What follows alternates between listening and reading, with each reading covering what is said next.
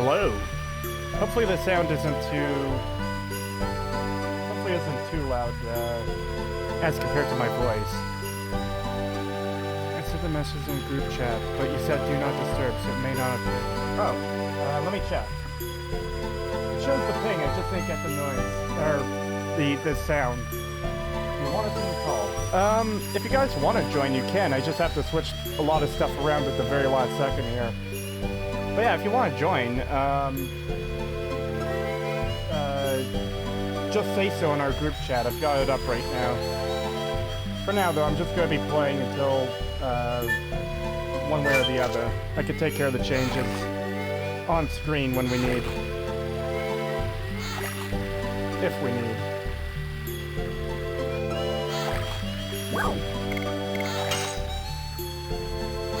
It is pretty loud, okay.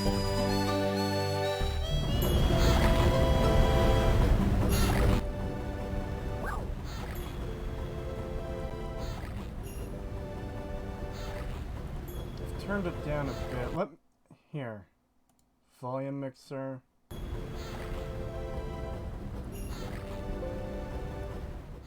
Okay, that's why. It synced up with the rest of my volume again, so... Hopefully it shouldn't be as overbearing now. Sorry about that. Well, I'm down for it. Okay, Alright, just give me a minute and I'll get things switched over.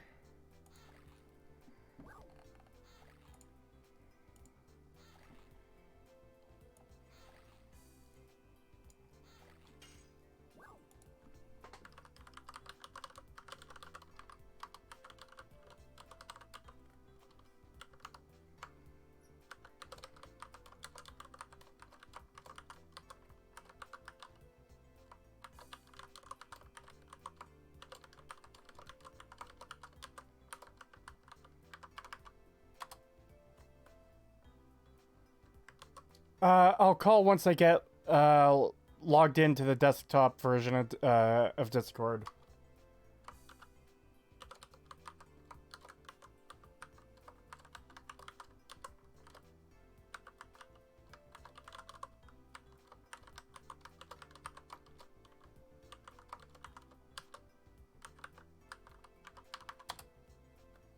And I keep fucking up my password, of course. Let's see here.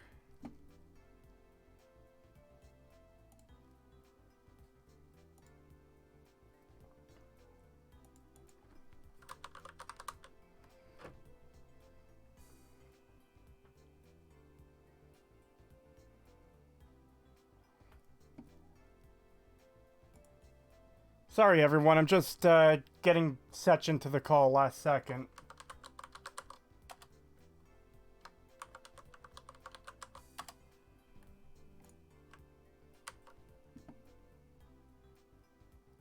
Let's see. There we go.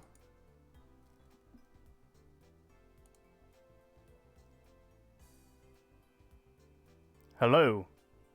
Hello. Alright, now I have to readjust the game screen because I made it extra big because we didn't have the icons in the bottom. Yeah, that's fair. Sorry everyone for the little bit of delay for the game.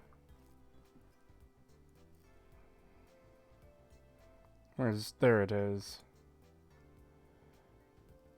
Ah, perfect. Almost perfect. It's not quite center. That's gonna bug me. There we go. Alright. Hello everyone. Hi chat. Sorry for the delay.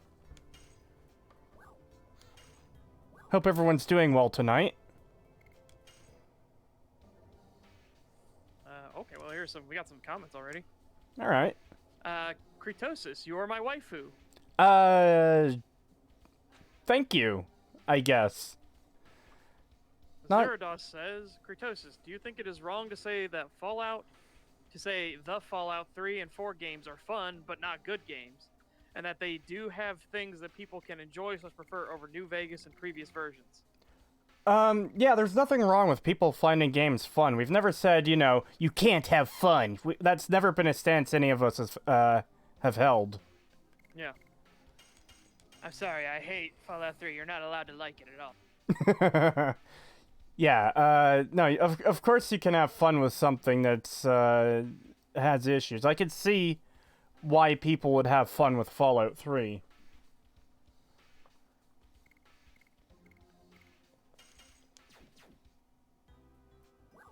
Charging battery.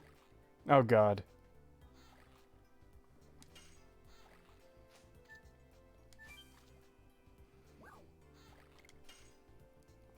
How are you, Setch? I'm pretty good. I'm doing some more edits to the script. It's 95% done. Nice. Give or take. I just need to see what this new class and everything adds to the game, which is going to be released tomorrow. And then, yeah, I got to get footage of the new class and everything, and then we can start putting everything together. Nice. I hope that turns out well.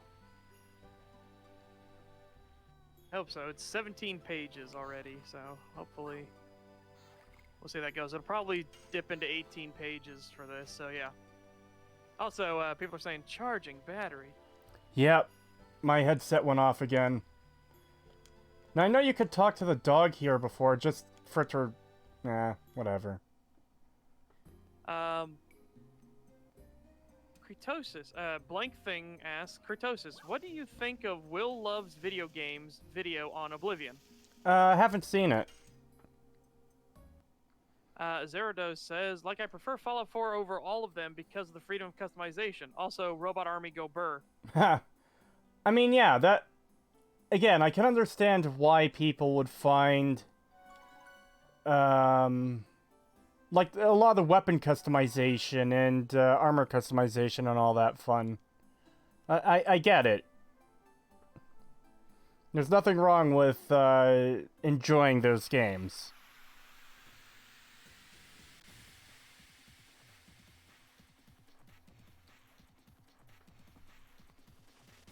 I didn't realize Mary was still hurt. What the fuck? I forgot to heal the party when in town.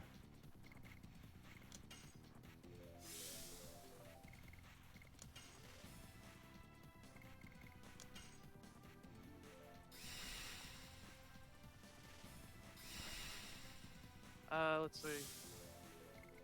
Dragout Dot says, when are you speedrunning some Fallout 4? No. I'm not a speedrunner, and if I had things my way, I'd play Fallout 4 as little as possible, which means fucking never again. Unfortunately, I still need to play it in order to complete the analysis. Why does your headset sound so seductive when it charges? I have no idea. God. Green Tea says, sup, good folk. Huh? Oh. Green Tea says, sup, good folk. Nothing much. What's up with you? These fucking trees won't let me run away. Zoyster says, I like the customization, or I assume they mean think. I think the customization is fun, but it is superficial for a Fallout game, in my opinion. Fair. I agree to an extent. Customization isn't really the point in Fallout. Yeah, that's the thing. The customization I understand why people like, but it's not what makes or breaks the game. Like, even if the customization system was 100 times better than what it is now, the substance of the content is still lacking, which is the issue. Fallout 4 could be an amazing game if the story, world, and characters were really well done, regardless of it having a customization system or not. But no amount of customization will make it a good game, if that makes sense. Dragao Dot says, how would you rewrite the Children of the Atom? I'd fucking retcon them. That's maybe a little harsh. I could understand a group that would worship a bomb or whatever. I just...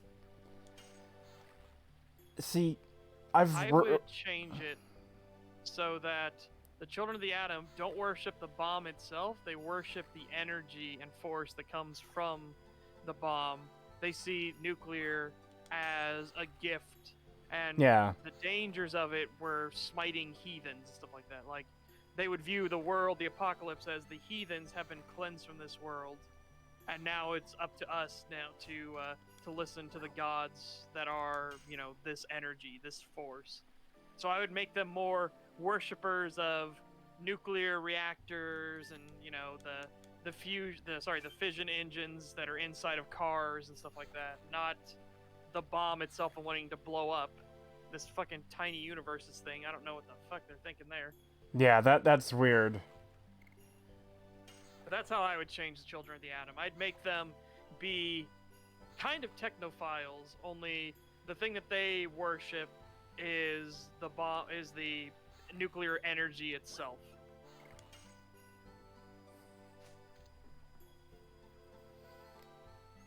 You know how people have been doing those edits of Futurama and Simpsons clips to look like Fallout? Well, screen caps, I should say, to look like Fallout to make memes. Someone should do one about the inanimate carbon rod. Because remember in that one episode of The Simpsons, everyone is fucking hailing the inanimate carbon rod as like this hero? That would be Children of the Atom. Yeah. Dominic the Donkey with $5 says, "Hello, you two in chat. Hope you're having a great night." Thank you. Yeah, I'm having a good night.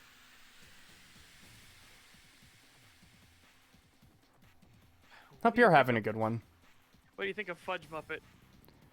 I'm not sure I've seen any of his videos. The name is familiar, though.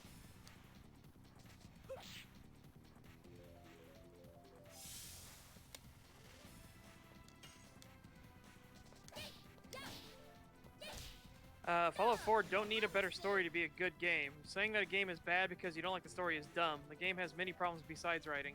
Okay, there's many problems with the... disagree. There's many problems with the game besides the writing, but part of the issue is it's a story-driven game, so the story is... Oh, alright.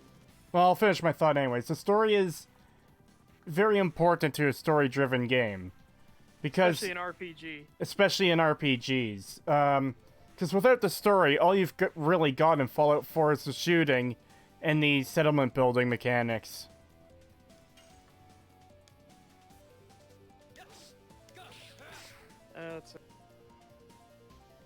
Don't have a sleep like my usual sleep. Okay. Dominic the Donkey really do have a bottomless wallet.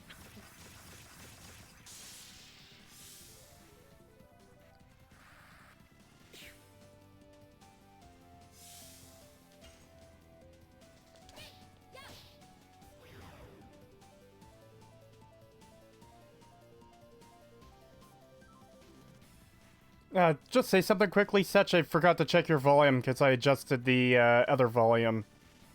Hey, howdy ho. Okay, let me just turn that up just a bit. There, that should be better. Hey, people. Setch here. Yeah, it's looking a bit better. Not quite in the yellow, but close enough. Yeah, fair. And settlement building isn't even that good in Fallout 4 without mods. I haven't played it with mods, but... yeah, settlement buildings feels like it's fucking slapped on. I disagree with this one. At least Fallout 4 story has a better ending than New Vegas. New Vegas ending has too many variables. Fallout 4 ending is simple and nice. I think he's trolling us. Yeah. Yeah, I would disagree with that though. If anyone was ever serious and had that point, I would definitely disagree. Let's... God, Howard, I sponsor you and you speak bad about my settlements buildings. Yep. I'm sorry, God Howard, but I'll always shit talk to settlement building. It is not good. Drago Dot says, there are games that I hate story-wise, but I love gameplay-wise. Yeah, that's fair, but still, you can't... it can't be overstated how important story is to Fallout, you know? Yeah. And again, RPGs in general. Yeah, and the more you look into Bethesda's backward ass thinking, the more it becomes obvious where the trend is fucking going.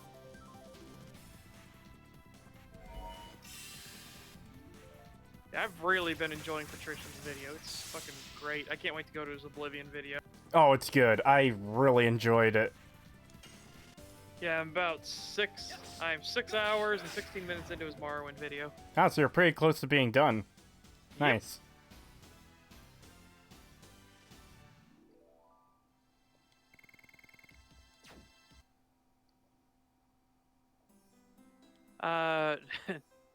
No username says, this is why trolls aren't funny. They say the most obvious bullshit.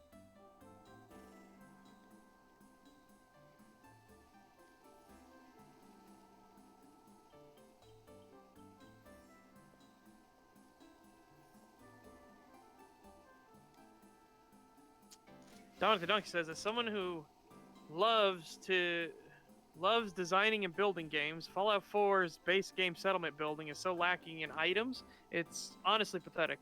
Yeah, it feels... This is something I'm going to go into in the analysis, but it feels like they've got partial tile sets in there, but that's the problem, is that they're partial. It feels like there's a lot of pieces missing that should be there.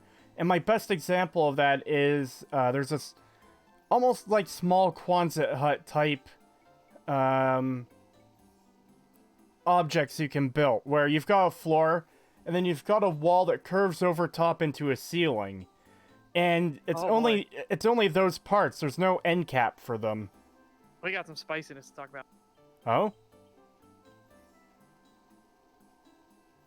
This whole thing. Alright, so, Wasteland Kitty says, you can't separate the story elements and the gameplay elements in an RPG. They should go hand in hand with each other. I absolutely fucking agree. You what? You cut it at the end. I absolutely agree, is what I said. Yeah. Now, Dragoon Dot says, the difference is that Fallout 4 is not an RPG. They shouldn't, then why are they marketing as one? It's a shooter with RPG elements. They aren't marketing it as a shooter. Yeah, the game is bad besides story. It is bad besides story. Yes, the story is also shit. Well, and even tagging Wasteland Kitty and saying, except when the game is not an RPG and Fallout 4 is not. Sorry, they're marketing it as an RPG. well, that's the thing too, is regardless of any of that, it's a sequel to a long-running RPG franchise. It should still be an RPG. I think if they're going to change the entire genre, they should make it into a spin-off series rather than the main line, you know? Yeah, exactly. Now, that's not...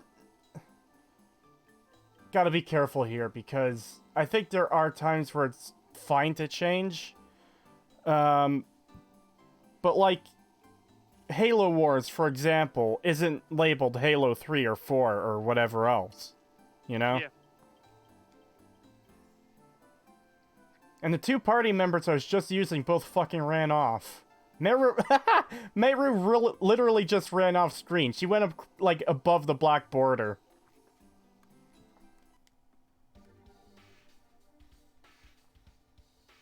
Wow, we're really limited here.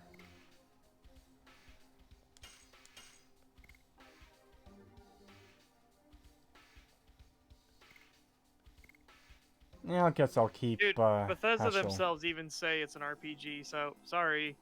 Sorry, Dragao, Dot, your point is invalid. Again, that's how they're selling this.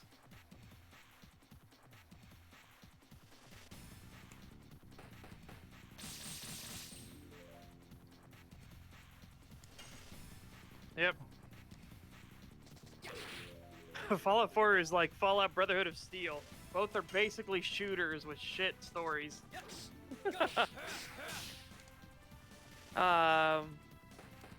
Raging Rat says Fallout 4 is an FPS with the tiniest amounts of RPG elements they could put in it. Basically. Yeah, and that's part of the problem.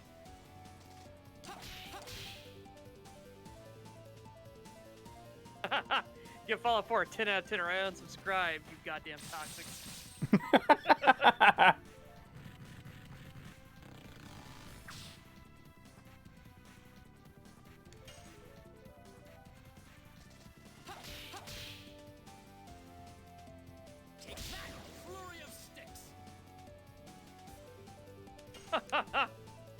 Bro, why would they make a mainline entry in RPG? Like, duh, McFly, think. You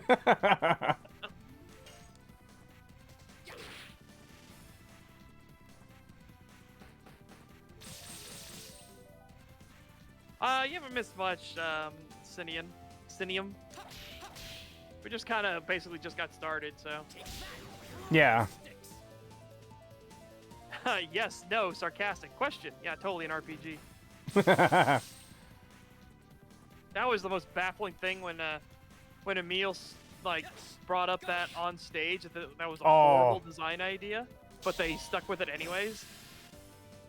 It's like, oh yeah, it was actually really terrible because you had to come up with multiple 4 ways to say yes, stuff like that on where there's stuff you were wanting to continue progressing. It's like, oh my god.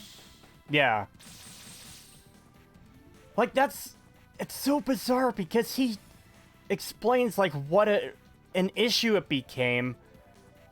Yeah. Just like, how did you guys not realize, okay, maybe we should try something else? Maybe we shouldn't go with this system if it's such a fucking mess. Yeah, and here's the funny part. Didn't you just say that great games are played, not made? And you're now saying that playing this was a fucking nightmare and it was a shit system and a bad idea? Seems like a company that says they'll rip out anything and start over should have ripped it out and started over. Yep, exactly. So, just completely fucked. Now that I made that reference, which is the best Back to the Future? I'll be honest, I've only seen the first one. I need to watch the other two. To be fair, I'd say the first one, honestly. Sorry, but I do like the Wild West one. Yeah, just quickly, King Aru, it is set to live chat. It's on live chat. Yeah, mine's on live chat as well. Oh god, it's not good. There we go.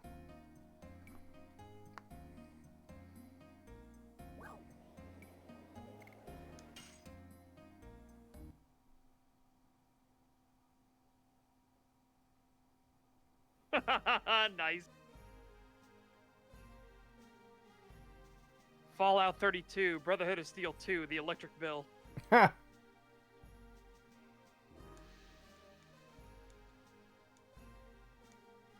with the Donkey, in reference to Back to the Future. I really love 2, but I have a soft spot for 3. Fair.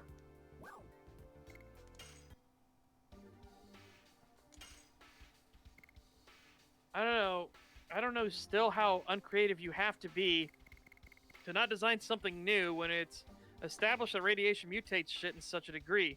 Boston has beavers, bats, it's on the shore for amphibians to come. Yeah.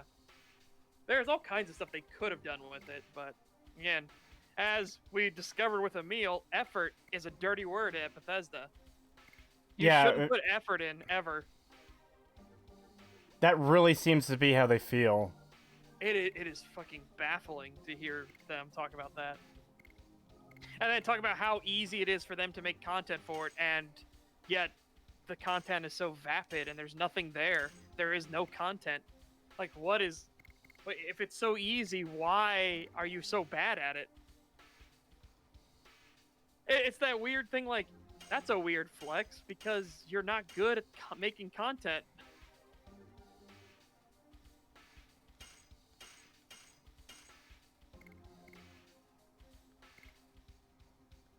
Oh, his thing for great games are played, not made, is that they shouldn't bother with design documents. Again, more evidence to the fact that effort is a dirty word at Bethesda. And you just make it up by the seat of your pants and play it, and if it feels good, it is good. It's like, oh no. No wonder their games are such a cobbled together mess of ideas.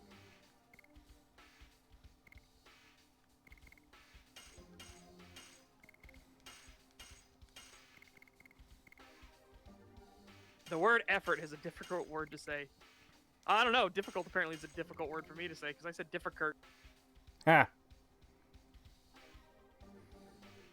Autumn has as much personality as the worn-out chair I threw out recently. That's unfair, because a worn-out chair actually has a lot of personality. Yeah, there's a story behind how that chair got worn out. Yeah. There's background to it. Autumn don't got that. Especially like, oh, the president would never betray me. He would tell me everything. And I am a loyal man. So wait, why'd you just betray the president? Yeah. Oh, okay, and them crickets I hear? Alright, fine, I guess you didn't think that one through. Alright, continue.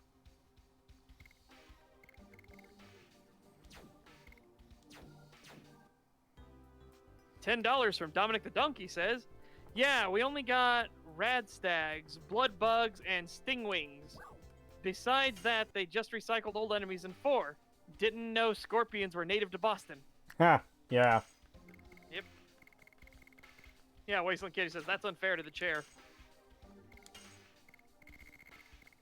At least we see Colonel Autumn. At least he's done things to me and my family. Yeah, that fucking... Whoa, boy, that was that was a special, that was a special thing. Yeah. Meanwhile, Lanius is just some guy. It's like, what? Yeah, I really don't get that argument. Like, I don't want to be rude, genuinely, but how the fuck? How the fuck do you miss what Lanius is supposed to be when the same dialogue that you're using as an example of him being some guy tells you explicitly, hey, the man under the mask isn't as important as the mask itself. Yeah. It's the legend of Lanius that's important, not the guy who's wearing the mask. Yeah. How the fuck do you miss that? NPC number too long for me to say. They could have come with completely alien aspects and life forms. Rock-based life forms, gaseous life forms, parasites that emerge into big carriers to spread around, fungal life forms. It was a clean slate. I agree. Yeah. There's so much they could have done with it. Especially because we know that that plants, flora and fauna will adapt drastically differently to radiation. Like earthworms, that in the Chernobyl area are fucking enormous. Really? Yeah, they're huge. Now, don't get me wrong, I'm not saying like they're the size of snakes or anything like that, but they're really fucking big.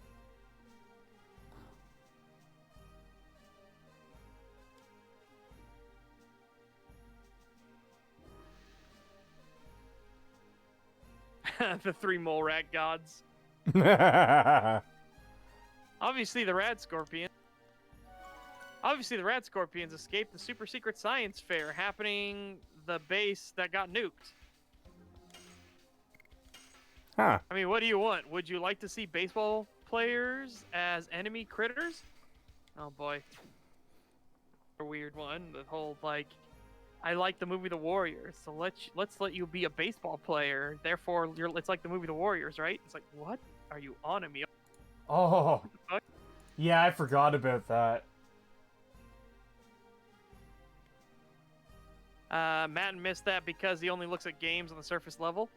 That very much seems to be the case. That's the impression I got with most of his arguments through the video. Because he even highlights, oh, a companion lets you into both Brotherhood locations in... Fuck. Fallout 3 in New Vegas. I don't know why that slipped my mind for a moment. But, like, they're completely different situations, and you're ignoring the fact that you can get into the Brotherhood bunker in New Vegas without Veronica. And he's also missing the fact that Dr. Lee isn't a companion. Yeah. Oh, we are coming up on a cutscene, so I'm going to mute my microphone for that and just keep things quiet for the cutscene. It's a big story part. It's coming up in just a few seconds, so I'm going to mute now. Just hold off on comments until I say. Yep.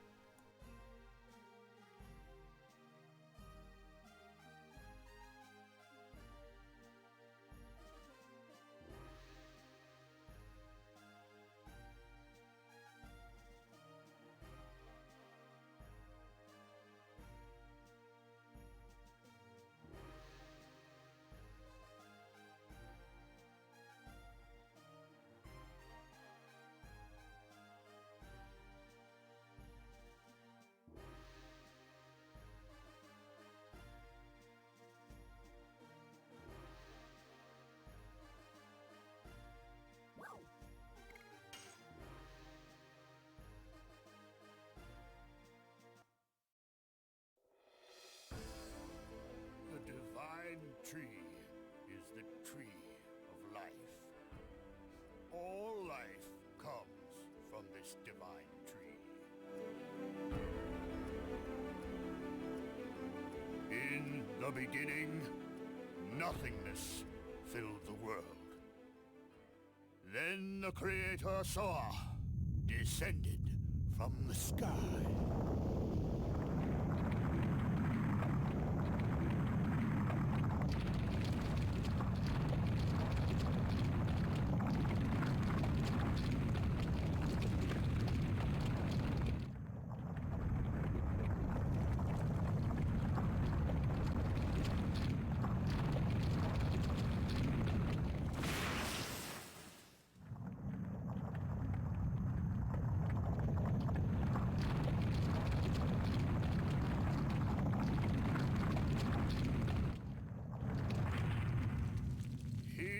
And his followers created the world. In the end, Soa sowed a seed on the earth. The seed soon grew to be a great tree.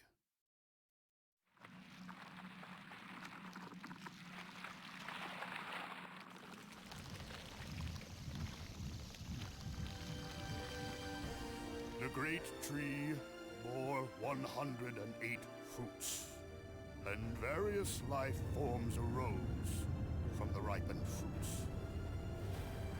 Thus, 108 forms of life were created to fill the world with life.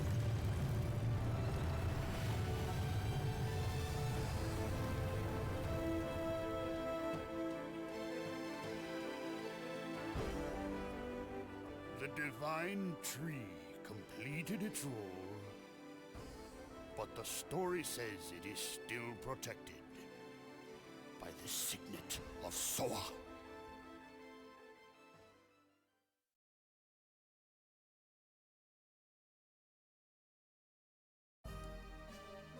Alright, I'm gonna turn the game back down because I turned it up for that. Alright, copy.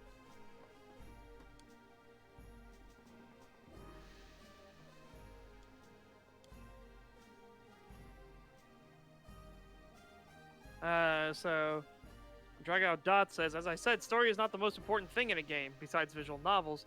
Fallout 4 could not have a story and still be bad. Again, that doesn't actually prove your point, and also, our story is very important in RPGs. Like, yeah, there are some genres it's not important in, like brawlers and stuff like that. You know, Yeah, like, 'em up, fair enough. Minecraft isn't a bad game because it doesn't have a story. It's a good game without it. Pong isn't bad because it doesn't have a story. It's a fine game. And as we discussed last stream, Desert Bus is a 10 out of 10, so... Yeah. Just goes to show you don't...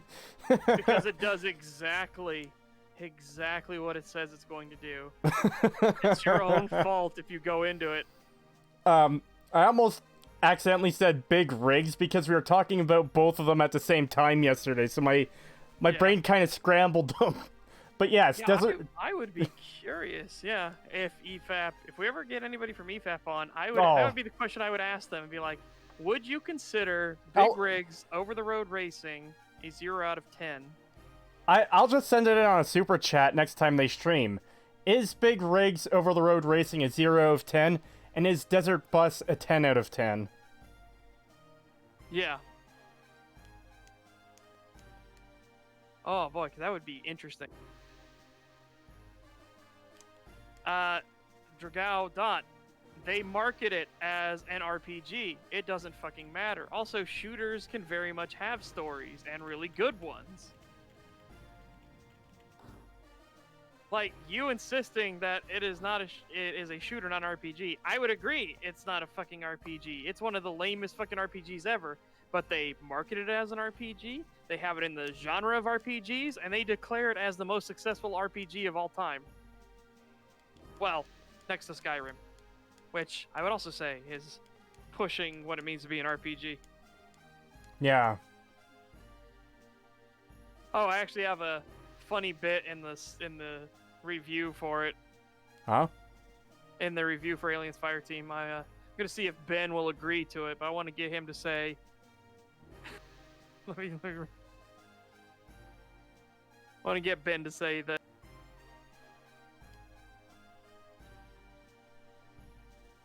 So here's a part. See if Ben wants to do the skit. Just voice. Yeah, but what about a real spicy take? Huh? In this game you gushed about is a 7. Give us one of your spiciest hot takes. Spicy, huh? Showcase Skyrim as a 2.5 out of 10. No. I said spiciest. Okay, fine. Showcase Doom 2016 at 8 and Doom Eternal at 6.5. I actually haven't played either of the new Doom game. I've played a little bit of 2016. I haven't played the other one though. Yeah. Uh-oh, I'm seeing you again in chat. Yep. Why is chat you again? Ing. You again, Game Ing. genres are not bullshit. What? Dragao Dot says game genres are bullshit. No, they aren't. No. That's like saying movie genres are bullshit. There's like... Okay, if you tell me a movie's gonna be a romance movie, there's a good chance I'm not gonna fucking want to see it. Because that's not what I'm into. That's why genres exist. Part of why they exist.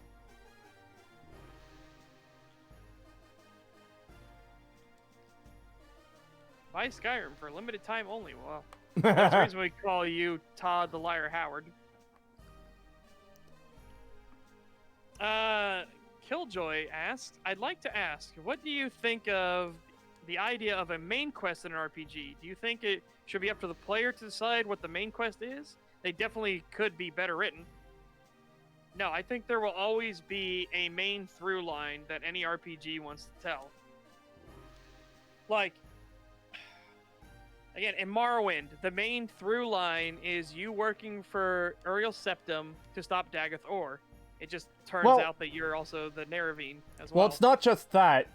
Uriel Septim doesn't even know if Dagoth... He doesn't know you're the thing. Well, no, he doesn't know if the whole Dagoth Ur thing is real. He sends you there as a puppet. He doesn't think you're the Neravine. You just fill some of the... Fuck, why am I blanking? You fill some aspects of the prophecy, so he's planning on using you to try and calm down the natives, essentially. Yeah. He doesn't actually expect you to go and fight Dagoth Ur, because he doesn't think you're the Neravine. Yeah, basically, what he's doing is he's hedging his bets. You potentially could be this thing. He doesn't believe it, but hey, if the natives do, maybe they'll calm things down. But there's also a reason why he's been slowly feeding Legionnaires onto the island, because he's going to deal with this problem whether you're there or not. You're just 87 gold coins worth of, insurance. Yeah.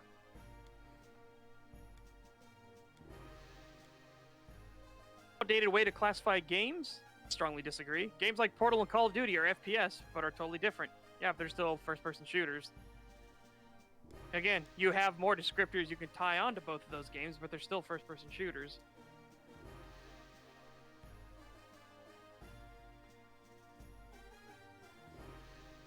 So anyways, yeah, I think that there always needs to be a main storyline in an RPG. A main driving force to the world, the plot, and everything. But that doesn't mean the side content can't be just as interesting. And, like, Patrician's video has been showcasing all the fucking faction stuff. Yeah, some of it is hit and miss, but a lot of it is fucking interesting as shit. And will actually cross over with the main storyline. Yeah, or, here's a good one. I love the interconnectivity of the factions. I just wish there was so much more of it. I wish all the factions were deeper, especially the Telvanni, because I think they might be my favorite faction in the game. Yes. Here's a good one, which would be Divinity Original Sin 2. The overall plot is dealing with the disappearance of the divine, and that you are a sorcerer, and you need to deal with this, because sorcerers are considered evil, and the new, let's just say, governing body wants to hunt down sorcerers. But the storylines for each character, and even your own character, are very intricate. They weave in and out of the main plot line, and they have their own resolutions and stories that you can tell or you can ignore. But they're still there. Portal is more of a puzzle game.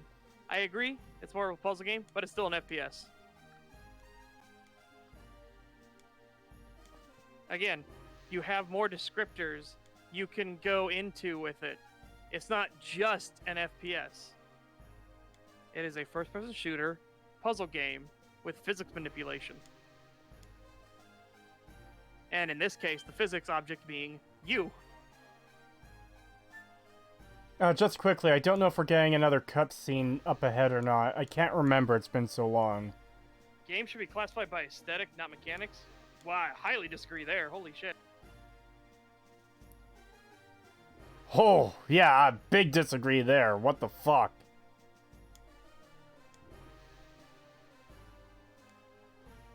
Portal is a walking sim, changed my mind. I should stream Portal at some point, too. I love that game, and it's been a long time. Yeah, how the hell would you possibly do stuff like Divinity Original 2 based off of aesthetics? How would you classify it off of aesthetics? If you're not allowed to use mechanics at all, isometric view is a mechanic, RPG is a mechanic,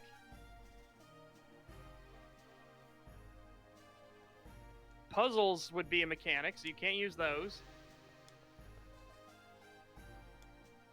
The perspective of first person is a mechanic, so you can't use that. Like, how the hell would you ever do that?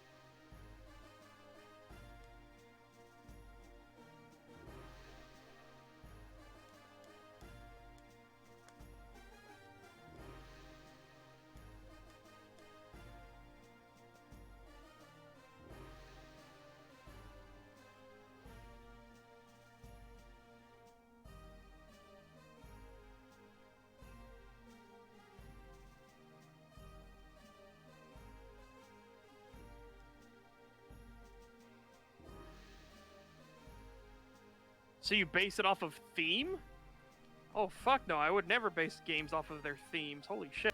1 second. We might have another cutscene coming up in just a second, so just gonna hold off on any more comments until I find out one way or the other. Okay, fair.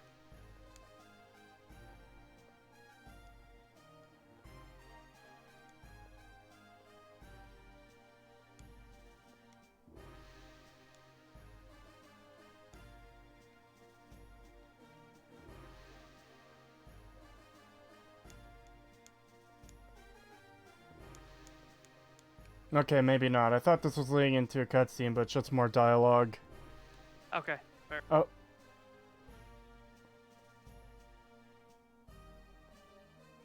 Portal is a first-person puzzle platform. Oh. It is a cutscene, I think. Okay, cutscene. Hold on before you say anything, Pagan. We're going into a cutscene, I believe.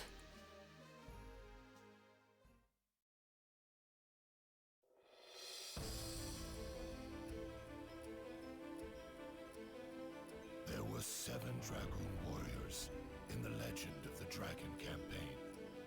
Dragoons, reputed to be the incarnation of dragons.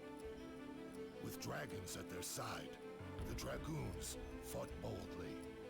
However, in the age when the legend was reality, the Winglies dominated all, even the gods. The gods answered to dictator Melbu Frama's prayers and granted him ultimate power. But the power was abused. The earth of Saint Imperial Gloriano was scorched by the gods' fire and became ashen. The anger and sadness of the people was fuel for the Dragoons' cause. Then at last they freed the gods. Without the gods' power, the Winglies perished, and our age, the human age, began. Thereafter, the gods floated in the sky. For 11,000 years, They have been looking over the world as the moon that never sets.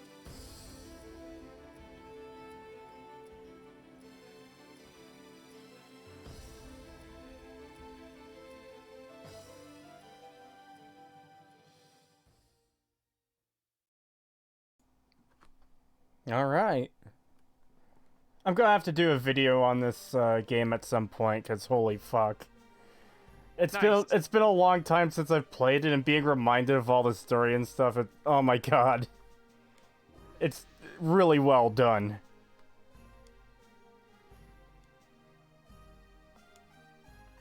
It'll be interesting to do an analysis on something I really like for once, instead of, oh, here's an analysis of Amnesia Rebirth, here's an analysis of Fallout 4, you know?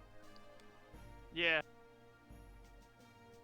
Anyways, hey Pagan, how are you doing today? Hey, I'm good. Just still waking up a little bit. Alright. Well, just so you know, we are on stream. Yeah, I know. Alright.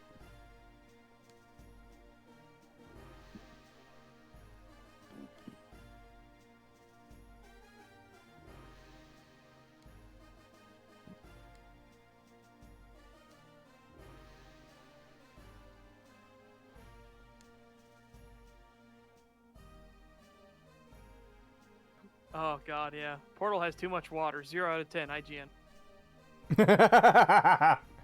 That criticism will always be a fucking joke. There's too much water in a Pokemon game. The fuck are you talking about? Yep. There isn't even that much water in fucking Ruby and Sapphire. There's like 2 towns you can get to, or you have to go through water to get to.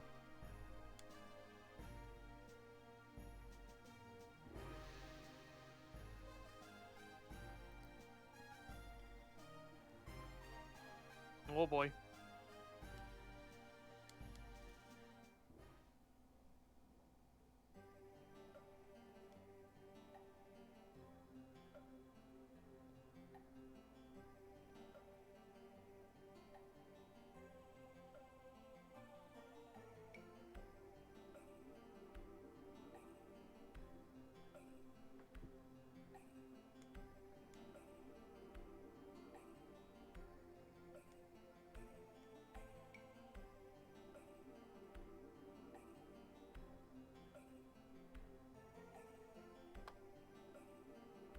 Yeah, too much water. Negative 2 out of 10.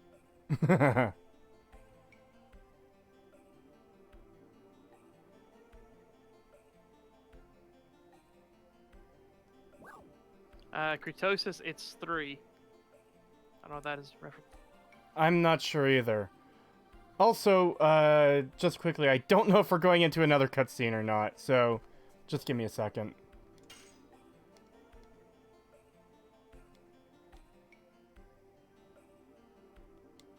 Okay, he's just talking. A lot of story stuff happening here. This is where a lot of the game starts coming together, so it's a lot of story-heavy stuff right now. Yeah. Oh! God damn it. Why did the gods Is it a cutscene? The black monster. He appears in various legends as a demon who rebels against and devours the gods. An evil plague that rejects peace in the world. The god that is the moon that never sets. The moon that never sets glows red every 108 years. It is a sign that a herald is sent to Earth. The herald is known to us as the Moonchild. The legend says the Moonchild revives the gods on Earth and purifies the world. The black monster abhors, hates, and despises it, and kills the Moonchild. This sad karma is endless. This god stays forever in the sky, and the world is in never-ending chaos.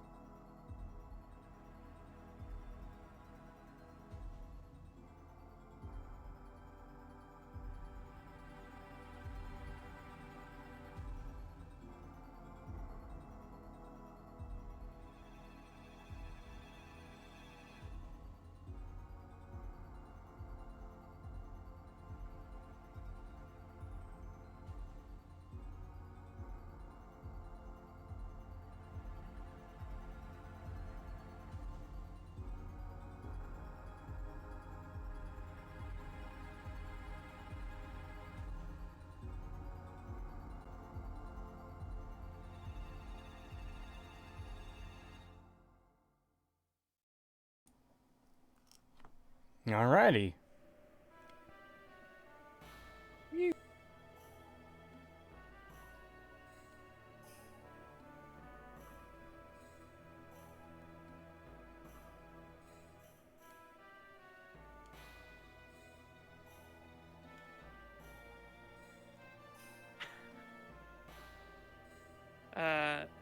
Yeah, no, really, if aesthetics is what defines the genre, do we have a singular game with cards then? Although I can play a ton of games with cards, but they should be called the same because the deck is same? Yeah, I don't know how you would ever possibly define a genre based off of aesthetics and theme. That's just fucking weird. Just keep the genres the way they are. Yeah. They aren't outdated at all.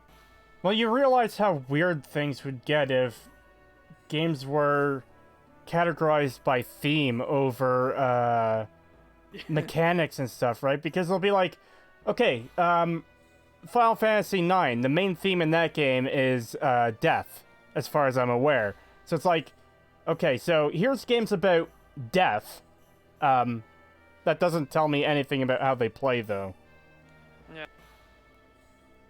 Again, genre is a very useful tool. I don't know why you're trying to reinvent the wheel and make it squared.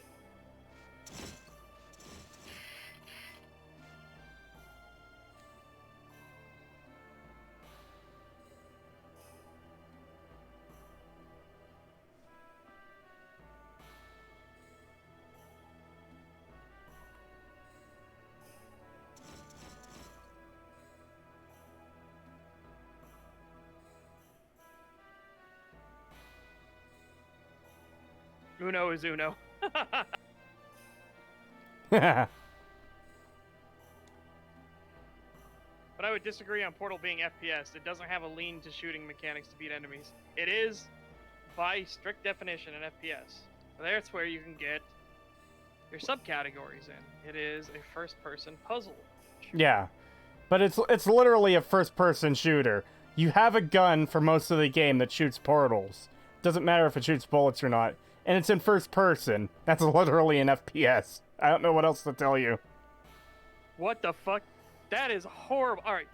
Dragoon Dot says, games aesthetics are 8. Sensation, fantasy, narrative, challenge, fellowship, discovery, and expression. What? Those would be horrible categories for game. What the Yeah. fuck? Sensation, happy. Like, what? So, okay, so, happy, low fantasy, first person, hard, companion, exploration, fucking expression. I don't fucking know. Light. That is a horrible categorization system. I would roll up a newspaper and smack you on the head.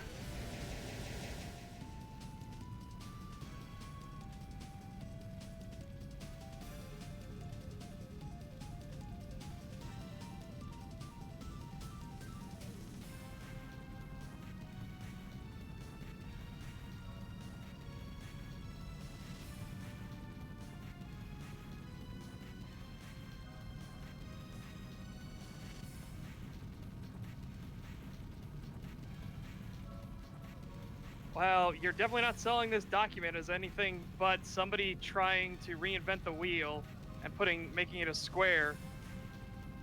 Because holy shit, that sounds absolutely fucking awful in every sense of the word.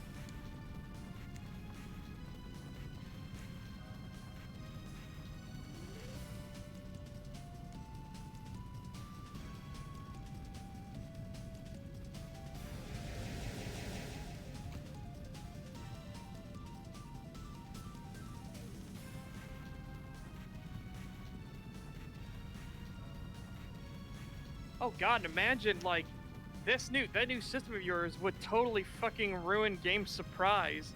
What are you supposed to do? Are you supposed to give the feeling you're trying to evoke, or the one it actually evokes because of a plot twist or something somewhere down the line?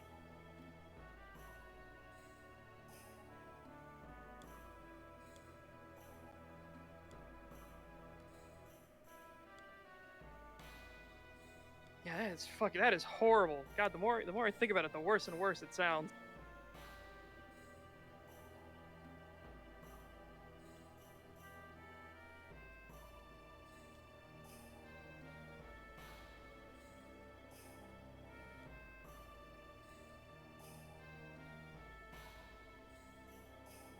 Okay, well, that last one. Aesthetics are the emotional responses evoked in the player. You don't know how every player is gonna fucking react, so that is a completely useless category already.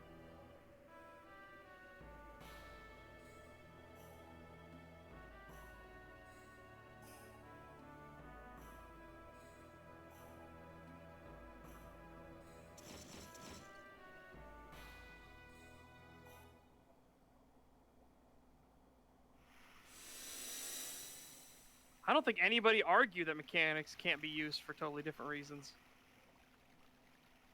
Creetosis, did you ever say mechanics can't be used for different reasons? No, I don't believe so. Yeah. Also, I forgot just how much story we get in this segment of the game. There's a lot of things paying off at once.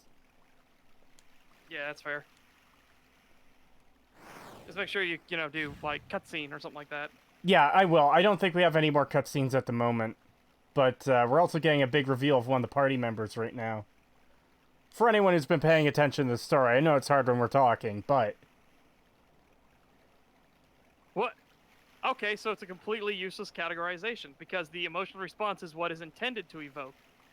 So, not what players actually experience, therefore not what players who playing the game would realistically say, yeah, this is what I felt at the time, but what is intended by the developer.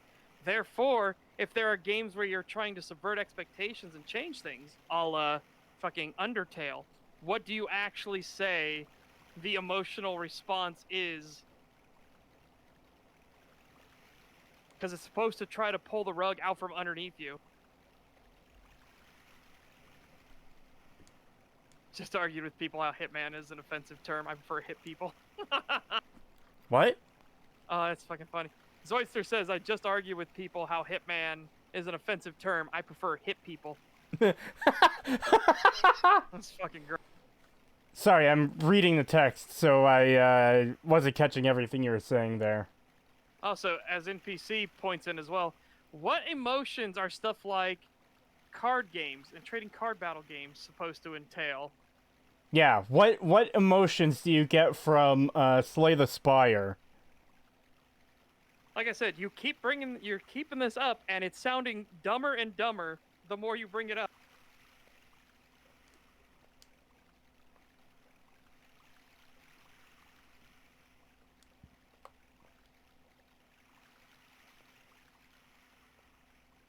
If it was based on emotions, then there would be a lot of games labeled Buyer's Remorse. Dude, that would be a fucking fantastic label. You know how based of a label that would be?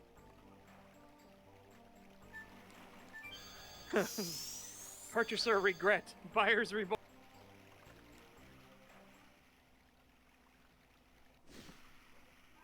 Martin Thompson asked Creetosis, what do you think of Undertale? I think it's an alright game, but way, way, way, way overrated. I agree. I think the community... I think it's a great game, but the community fucking... Oh my god, the community circle jerk on that just went insane.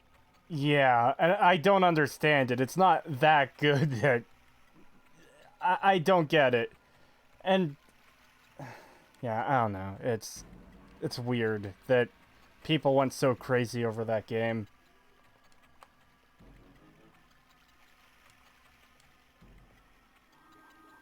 Oh god, that would be fucking weird.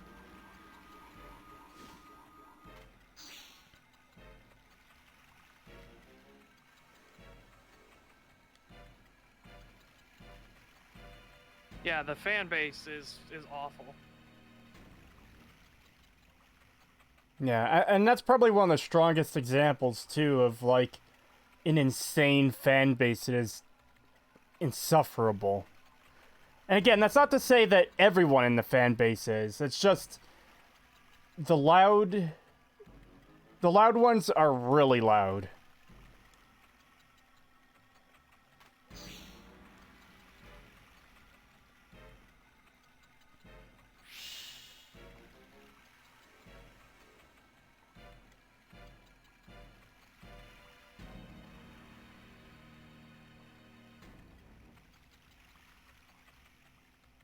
I don't know if I agree with that either. Volcano Games says, games are just things to keep our minds busy, whether by big stories to trigger emotional response or by challenging situations to trigger adrenaline.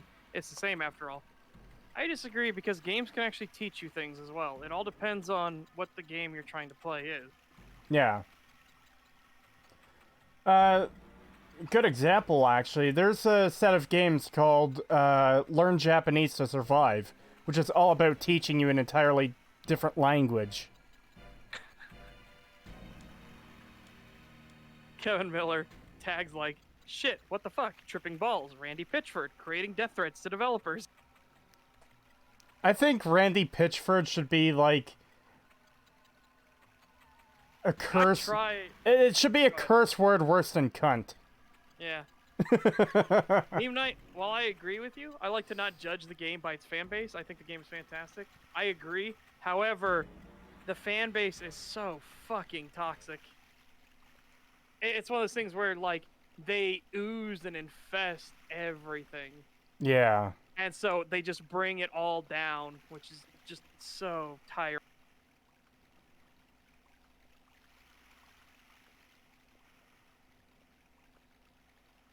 Typing of the Dead. Oh yeah, Typing of the Dead teaches you how to be a faster typer while you're playing a game. Yeah. Zoidster, you also have to look at Fallout 4 as a sequel. It having a bad story is disappointing about a Fallout game. Yeah, especially when the story is supposed to be the point in a Fallout game. Randy Pitchford, wrong. He's called Greasy Randy. Yeah, he's fucking cool. Greasy. I still love that joke from CV11. Randy Pitchford is so greasy. How greasy is he? Randy Pitchford is so greasy, he don't need to get a woman wet to go in. Oh! Like, oh! Like, it's so good.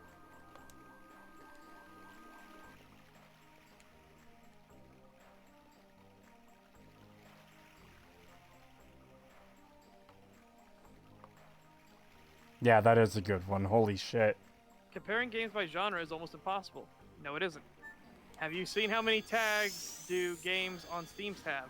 Yeah, and those are put in by the players. Have you noticed that any game that is remotely looks like a furry game has psychological horror as a tag? Any developer place tag. But you can absolutely compare it. Again, that's where subgenre comes in. That's where things like roguelike versus roguelite come in. That's where things like Souls-like versus Souls-like come in.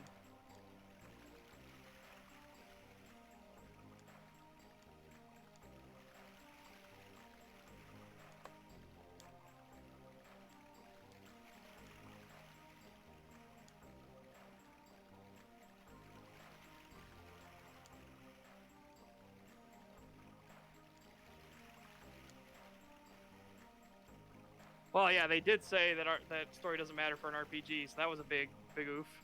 Yeah. I think Pagan might have died. Maybe. Or fell asleep again. No, I'm here. Oh. Hey. I'm fighting the demon princes in Dark Souls 3. Alright, fair enough. Do you guys think atmosphere is essential to a game? Personally, an atmosphere is what differentiates one game from the other. It depends on the kind of game, because... I'm trying to think of stuff like, would a card collectible game require an atmosphere? Not necessarily, but even then, I would say something like Slay the Spire has something of an atmosphere to it. Yeah. But what about something like... Pac-Man. Pac-Man doesn't have an atmosphere, so... I wouldn't say it's essential, but if you're doing something more story-related, you probably need atmosphere. And, again, something like Slay the Spire, you can improve it by having a consistent tone and atmosphere. So, yeah. No, I will absolutely say that... I will absolutely say the term Souls-like. I don't care if Shill Media has tried to run into the fucking ground, but they don't even say Souls-like. They say, is the Dark Souls of, and they brought that back again, and I'm like, what the fuck? Legend of Dragoon is the Dark Souls of JRPGs. Yeah. It is such a stupid way to fucking describe anything. Something is a little bit difficult, so it is the Dark Souls of such and such games. Like, fuck off.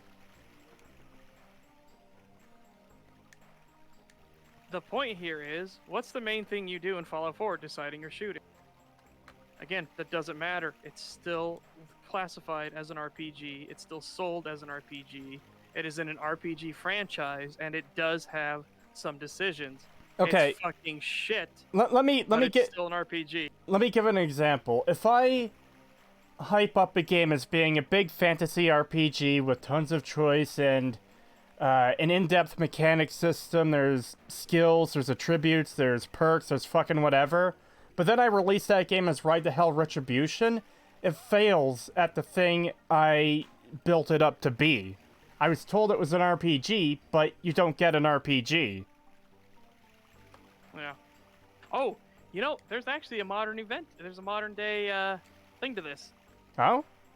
Cyberpunk 2077 was marketed as an RPG, was labeled an RPG, was sold as an RPG, and then when all the backlash came in, they quietly went back and they removed RPG from all of its stuff. 1 minute, cutscene.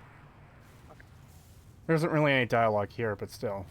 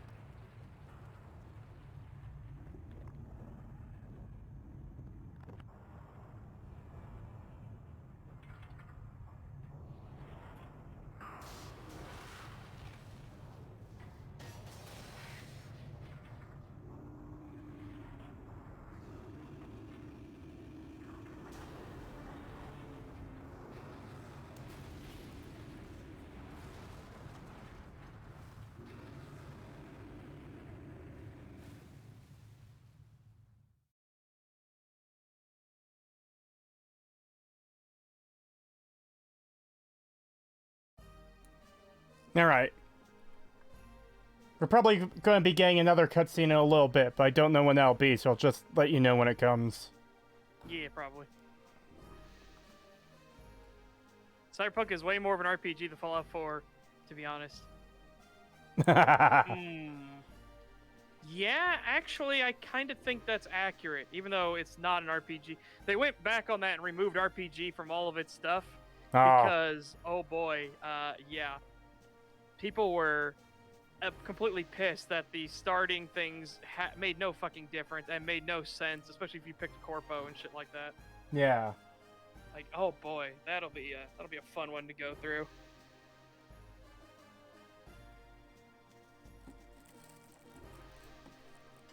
Again, Dragoon, it is an RPG.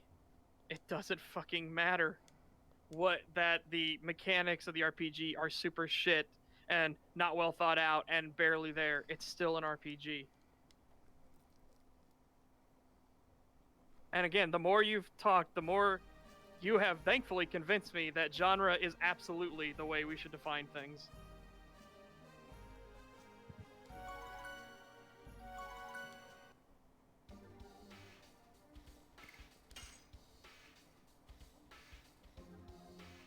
Oh, hang on a second. I need to do some spring cleaning. My Steam. Huh?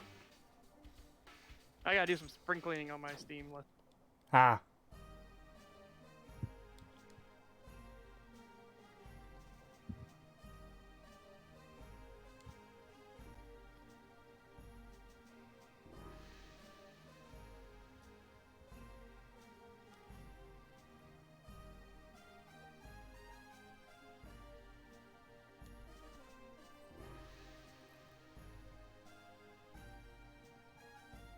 Yeah, as NPC says, it's a shit RPG, has the elements. Yes, the elements are scrambled the fuck out, but they exist. Yeah. Yeah, it is also a shit shooter. That doesn't mean it's not an RPG.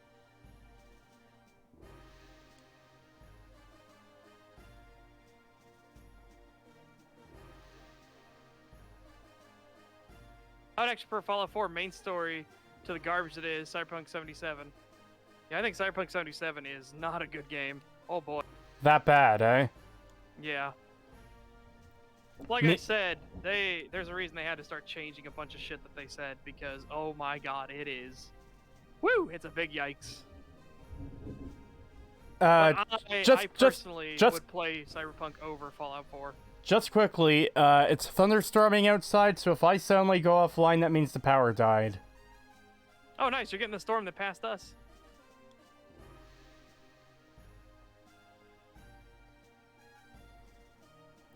Bye, Creetosis. Have a good one, Martin. Yep, take care, Martin Thompson.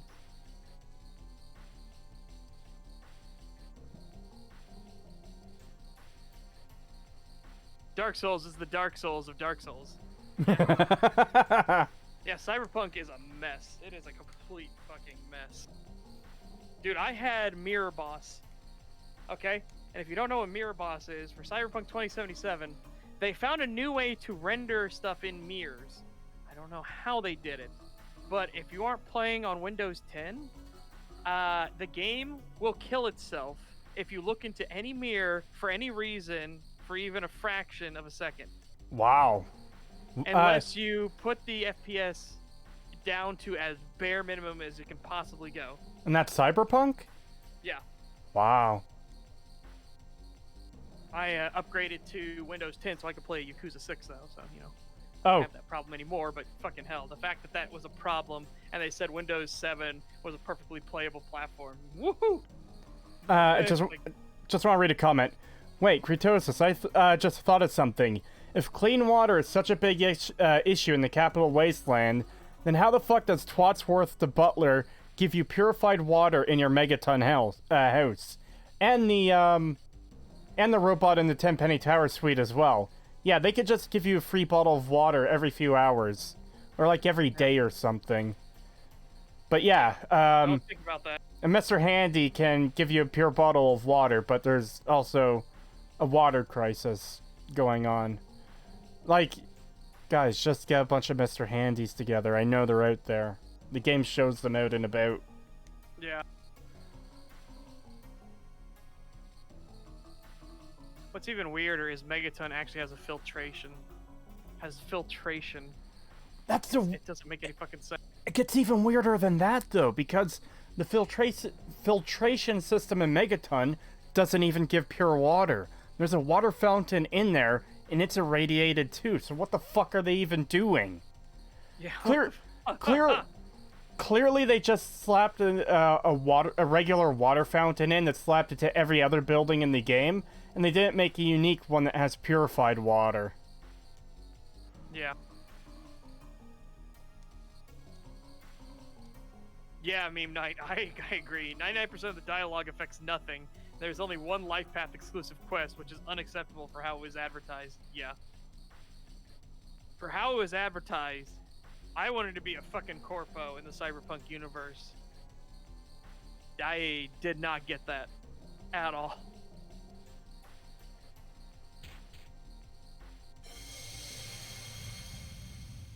Oh, we might be getting our cutscene.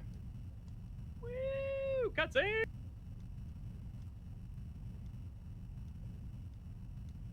Yep. Right, so lightning does not work against them. Noted.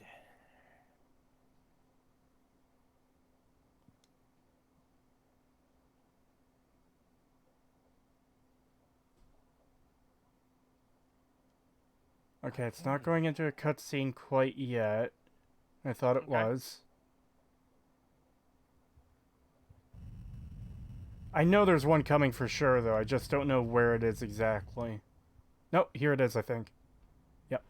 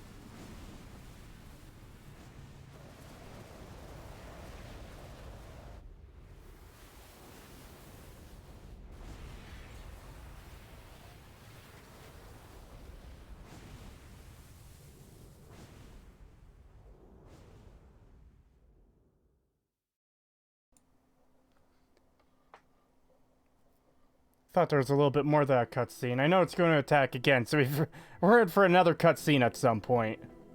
Yeah.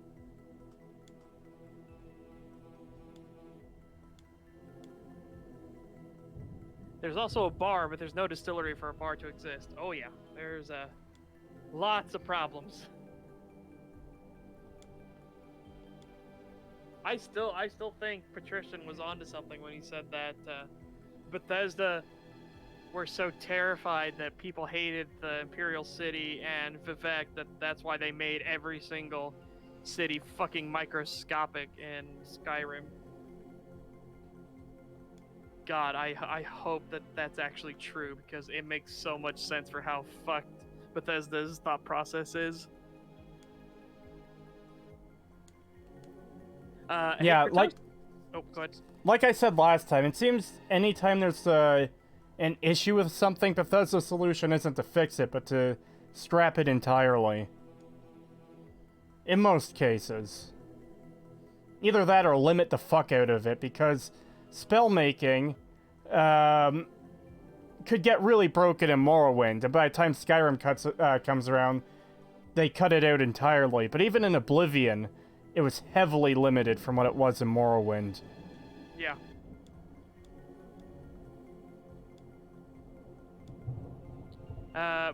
Kevin Miller says, "Hey Creetosis, have you ever been to Rayo Thompson?" I don't even know what that is.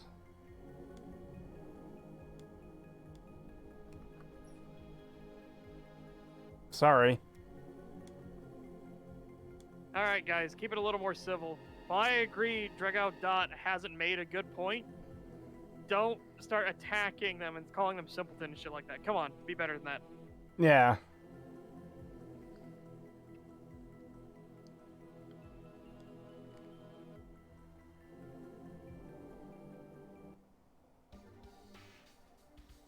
Ah. We're getting the A-team back together here. Oh shit, which one's Mr. T? Oh, no, not... not the A-team A-team. I just mean the ones I've been using for much of the game. Dart, Rose, and Meru. Because the two I was using are the two who left the party for a bit.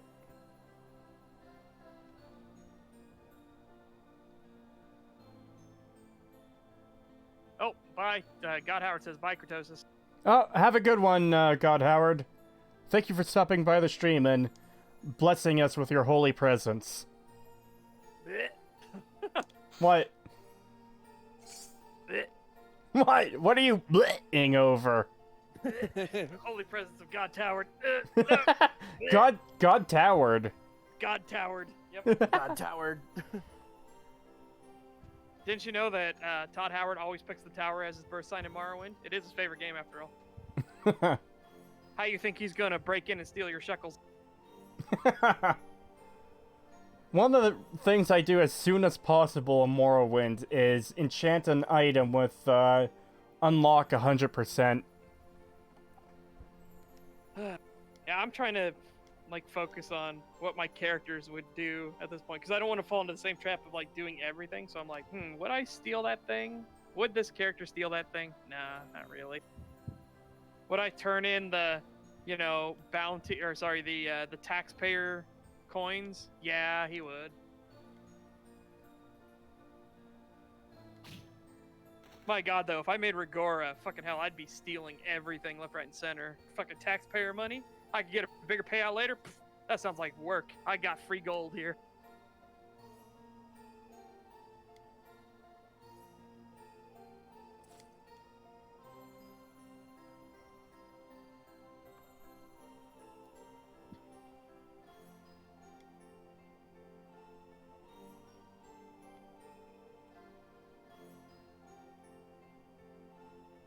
No username. Stop that. Hold on, I'm gonna fucking... What?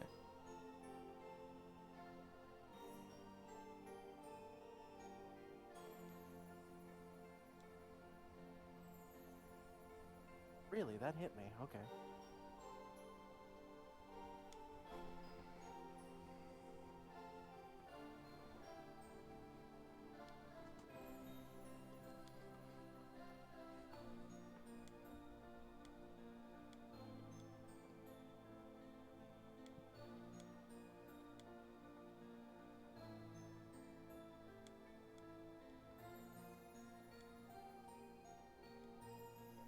min-maxing in RPGs instead of role-playing is the ultimate battle of the genre.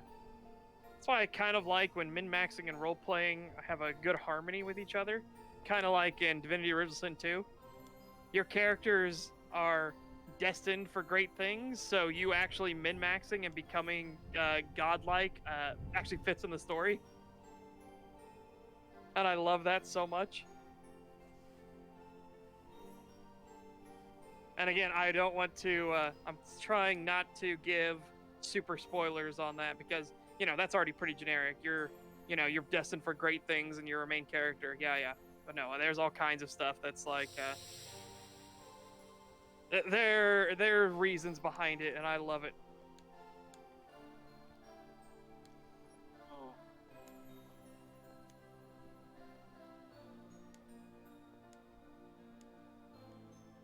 Damn it. Oh, I'm sorry if I missed them calling you stupid, no user. But yeah, that's, don't stoop to their level. Yeah, I'd prefer to keep chat civil. I know we won't always be able to keep it civil, especially if the channel continues to grow, but for now, Yeah. let's try to keep it as civil as possible.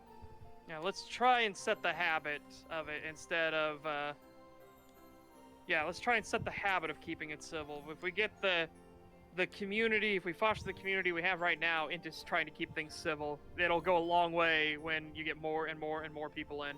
Yeah. That's the thing too, though, is there might be times when we're covering a video where I might feel compelled to call the person making the video a fucking retard if what they're saying is really stupid. But That was the Half-Life 2 one. I just Oh, I God. just couldn't take. yeah, there was someone in the comments of I the re-upload of the those stream comments. who there's a few people who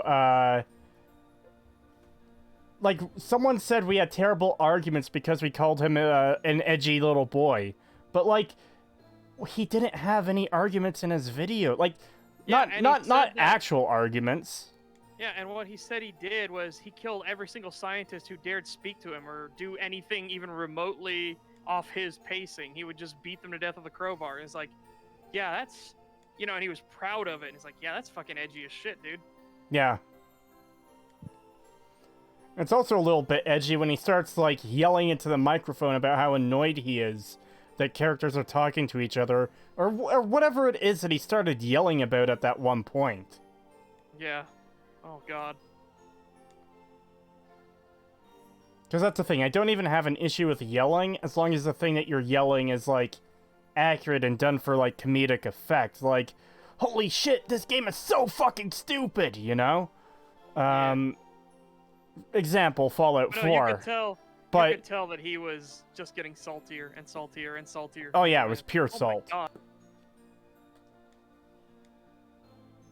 And it was weird. Yeah, that one guy in the comment section, though.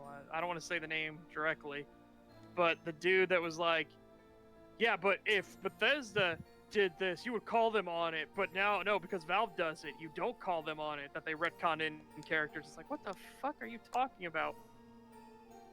It's not a retcon.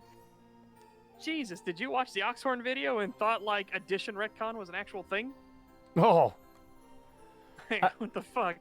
sorry, I was reading the game again. What happened that led us to Oxhorn? That guy, and I don't want to say his name, that said that if Bethesda did the same thing that Valve did, you would call them on it. But because it's Valve, they're yeah, sacred. And that- it was the whole like adding Yeah. characters in. That fucking idiot in the comments, yeah. The fucking insane logic. It's like, Oh, you know what logic is to people? yeah, it was just bad arguments all the way around. Holy shit, those comments were bad.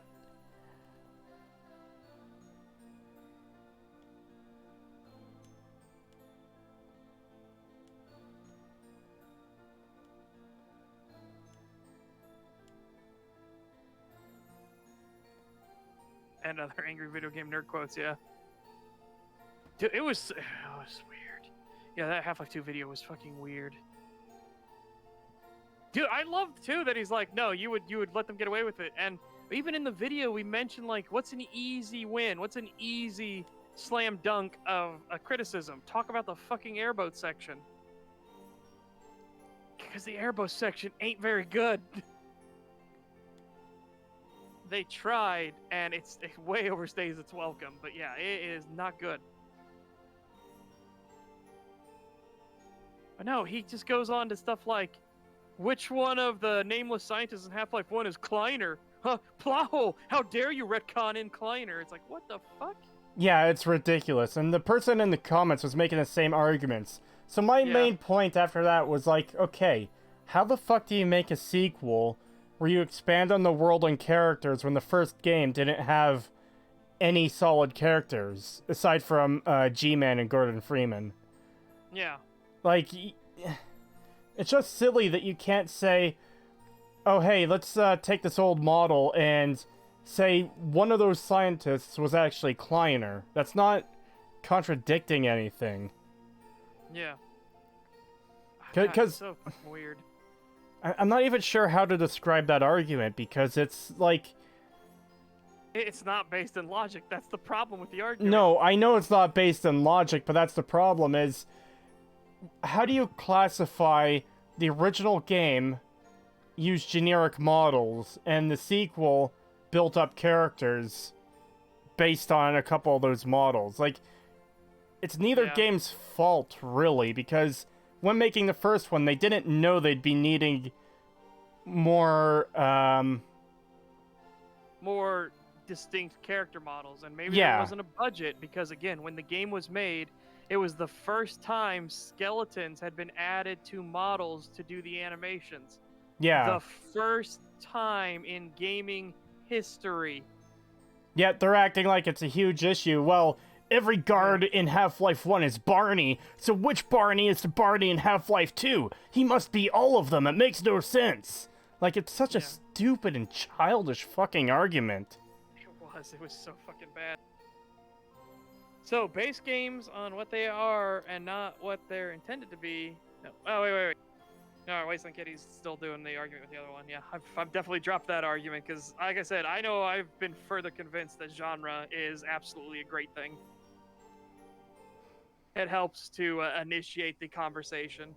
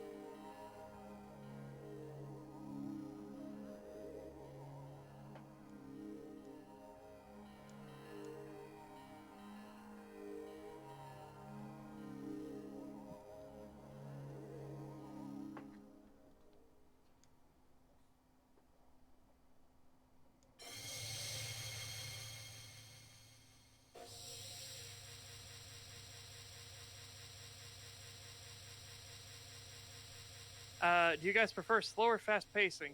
Mine entirely depends on the genre. Depends on the genre and depends how I'm feeling.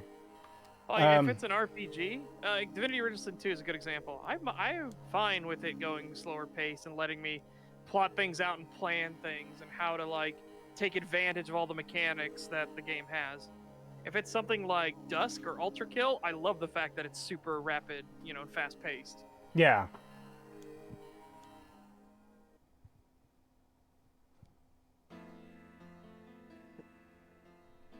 Keep getting so close.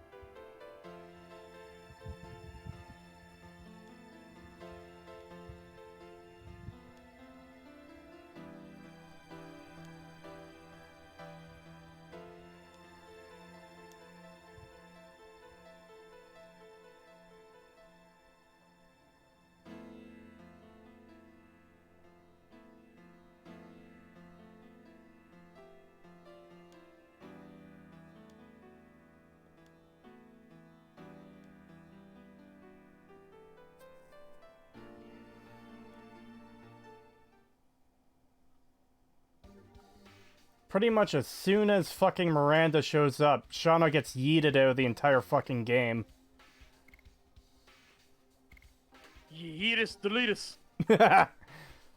Well, she's not a party member for the rest of the game after this, so she just got completely replaced.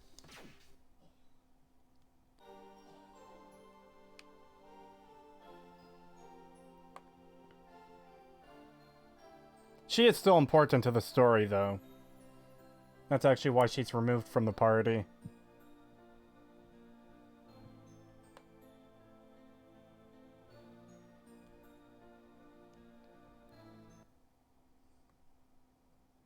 Oh, and we might be at the other... Oh. The next cutscene should be coming up any minute now.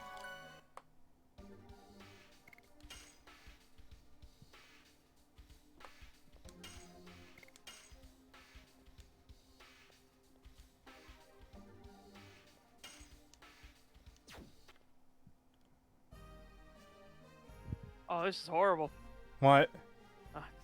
I put on a modifier in Aliens Fireteam Elite that you're not allowed to change magazines or reload or anything while you have ammo still in the magazine, and it gives you a bunch of bonus stuff. Unfortunately, I'm hearing because my allies are trying to reload. Oh, this is horrible. Alright, we're not getting the cutscene right now. I think we do it after the next couple bosses. I'll put this in the review. I'll have to mention, do not use stuck magazines with AI.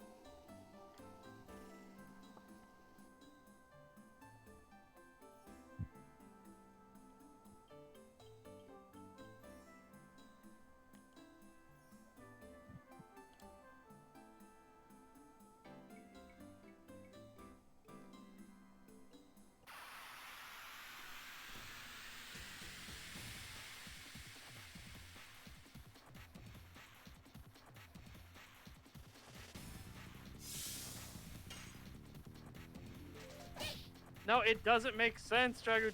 It doesn't make sense. Stop.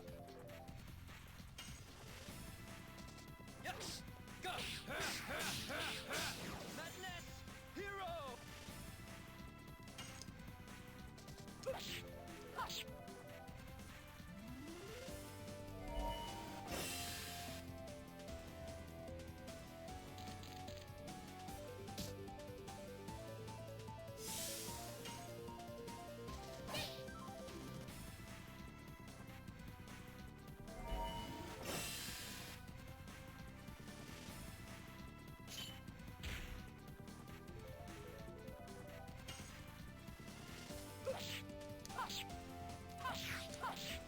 Die.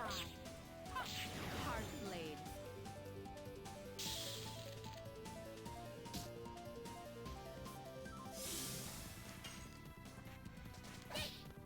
How'd you get from building sim to bacon? I don't know.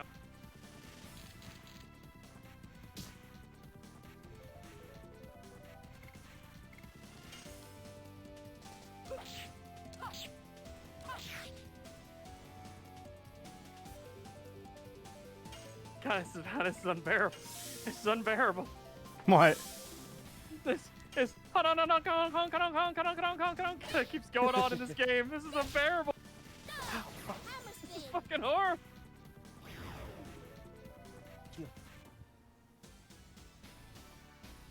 AI, please.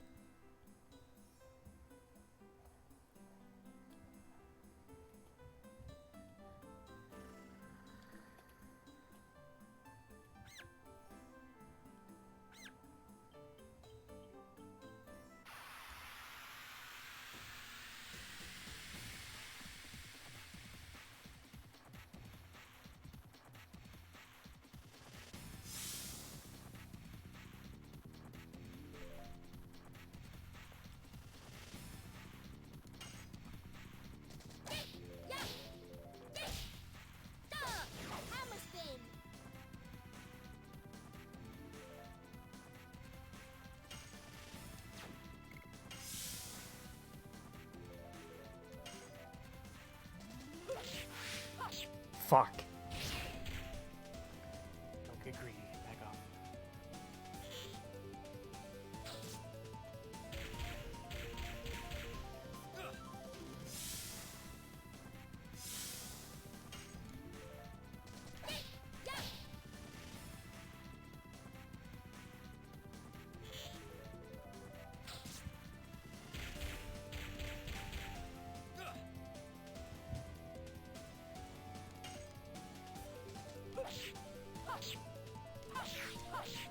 Die. Hard blade.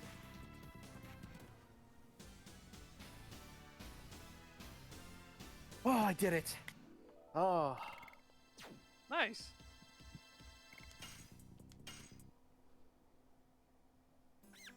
Yeah, it sounds like it was a tough boss, whatever you were fighting. Yeah, it was. The demon princes are one of the hardest bosses in the game. Yeah.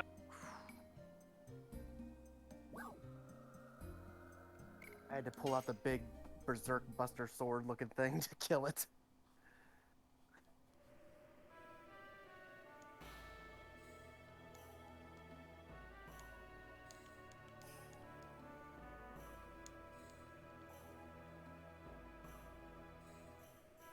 Yeah, once you get it down to low health, you just want to rush in so bad and be like, just kill it, but oh, you can't do that. You gotta back up.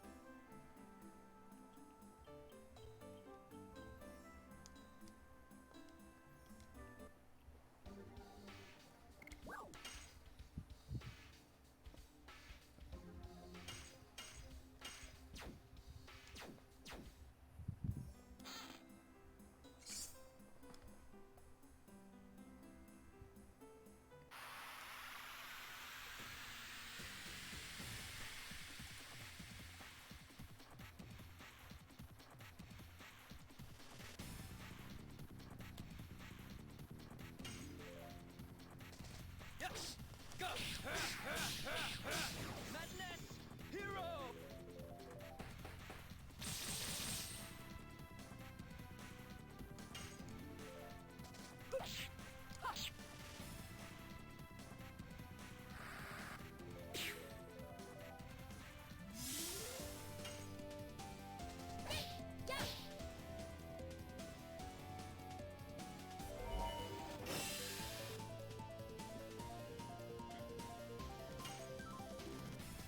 Yes! Go! Madness! Hero!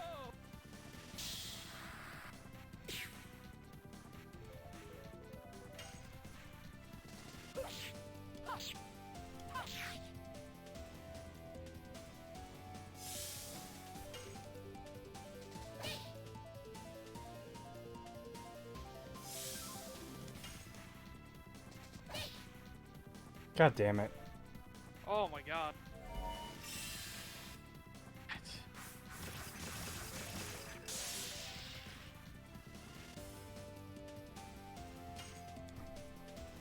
Now there's a fucking take.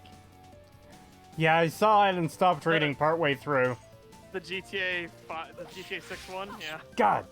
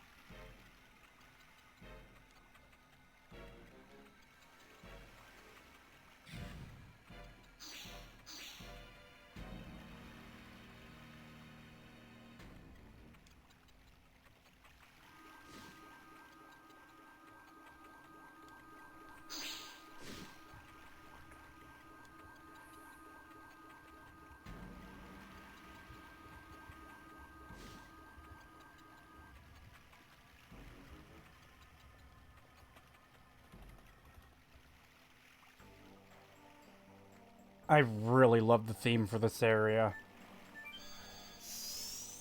And we're also coming up on one of my favorite parts of the game as well. Nice.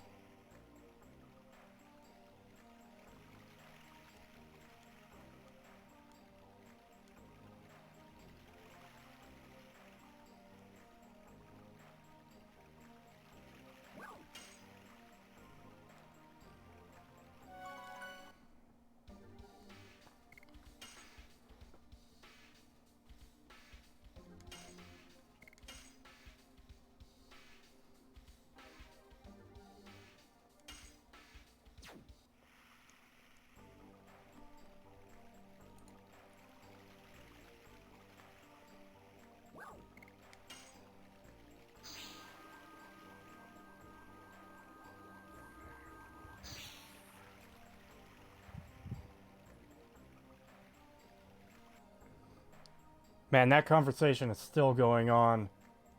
Yeah, it is.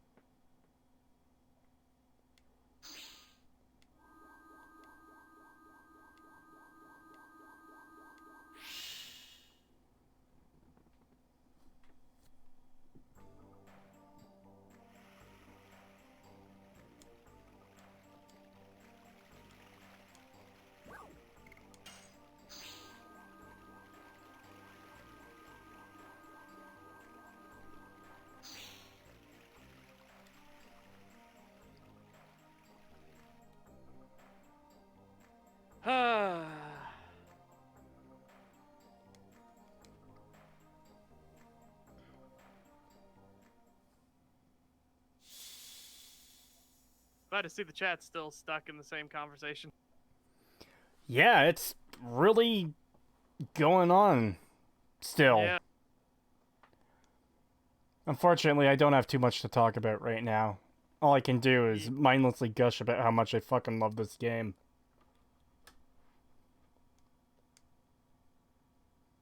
Yeah, NPC, I'd just say fucking drop it. I think Dragoon has said all they can say on it. I don't think anybody's going anywhere. I think the thing's just spiraling and spinning. Yeah.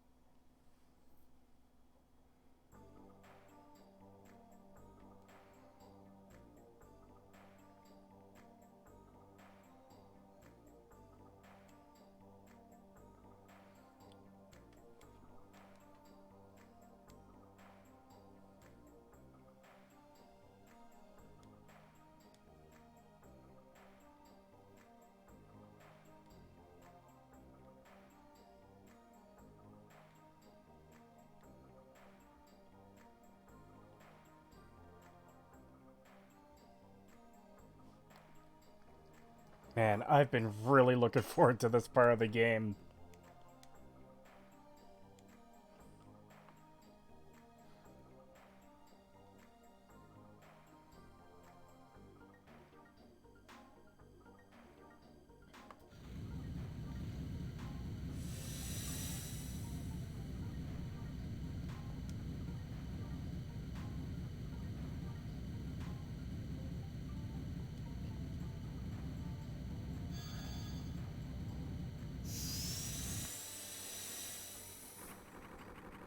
Yeah.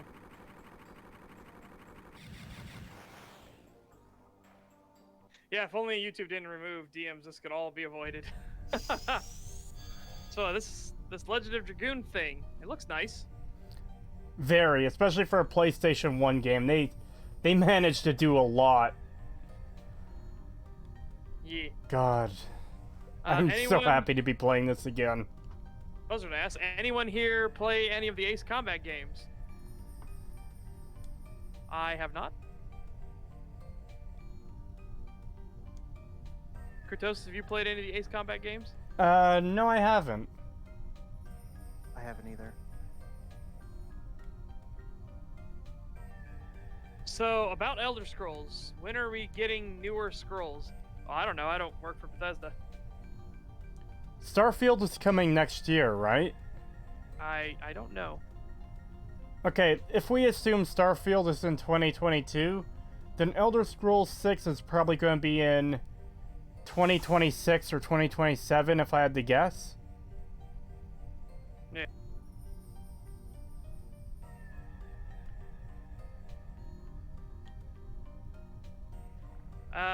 Unmore was asking, which one of them is the main character? Okay, I could show this off quickly. Replace, there. So Dart, the one at the top, is the main character. He's always in the party unless there's a story thing where we get someone else for a little bit. After that, Rose and Albert and Shauna are pretty much the main characters. Shauna isn't here anymore. This is Rose here. This one highlighted over here is Albert. Haschel and Kongal are kind of more background characters. Mayro is tertiary, and I guess Miranda is tertiary as well. But I like them all. They're good characters.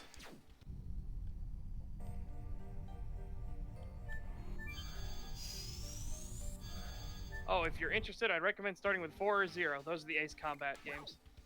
Alright.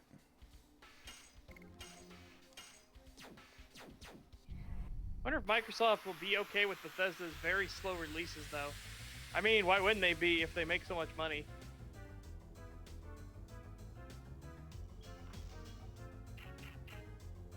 "16 years for a sequel to the best-selling Western RPG? Yeah, that's what I mean. It's unfortunate it's the best-selling RPG. I can see them wrestling Fallout away from Bethesda to give it to someone else because they take way too long between games. Hard blade. There's potential there because they do own the rights now, but I wouldn't count on it. I wouldn't bet on it because Bethesda makes money.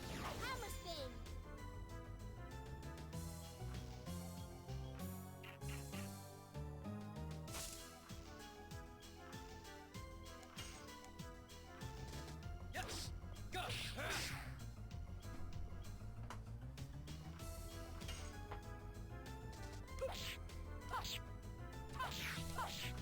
Die. Yeah, I agree more with Zoidster. You don't just ignore the marketing when reviewing something. You review everything that has to deal with that piece of media success or failure. Either way. Yep.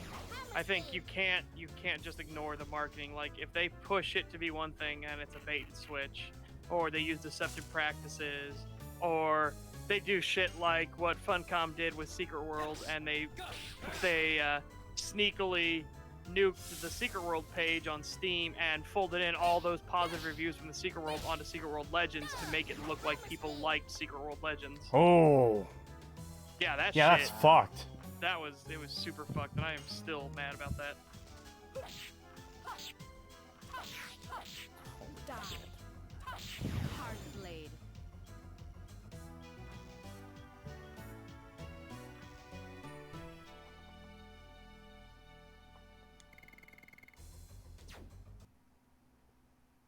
So you didn't... Okay.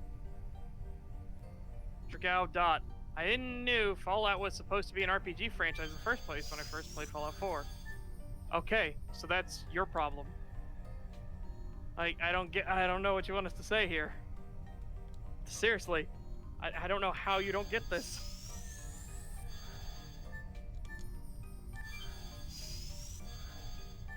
I wish we had an FPS series set in the strange real wars. Playing a glorious Belkan Freedom Fighter would be great. Freedom Fire.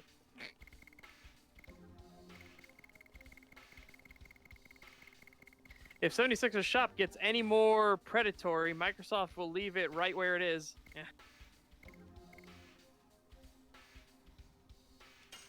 Yeah. Meme Night, did you know dogs don't actually know what you're saying and only react based off the tone of your voice? Yes. Penn and Teller. Wow. Did I just mix Helen Keller with Penn and Teller? I think I did. Yeah, Penn and Teller are showcasing it, where he was talking to his dog. He's like, yeah, I'm gonna kill you, doggy. I'm gonna cut you up into little pieces. It's gonna be so great. It's gonna be so great. And the dog's all like really happy and everything, wagging his tail. And he goes, meanwhile, if you try to say something nice, I love you, dog. And the dog's like, he's like, yeah, see, they don't give a shit about what you're actually saying. It's the tone of your voice. I love that bit.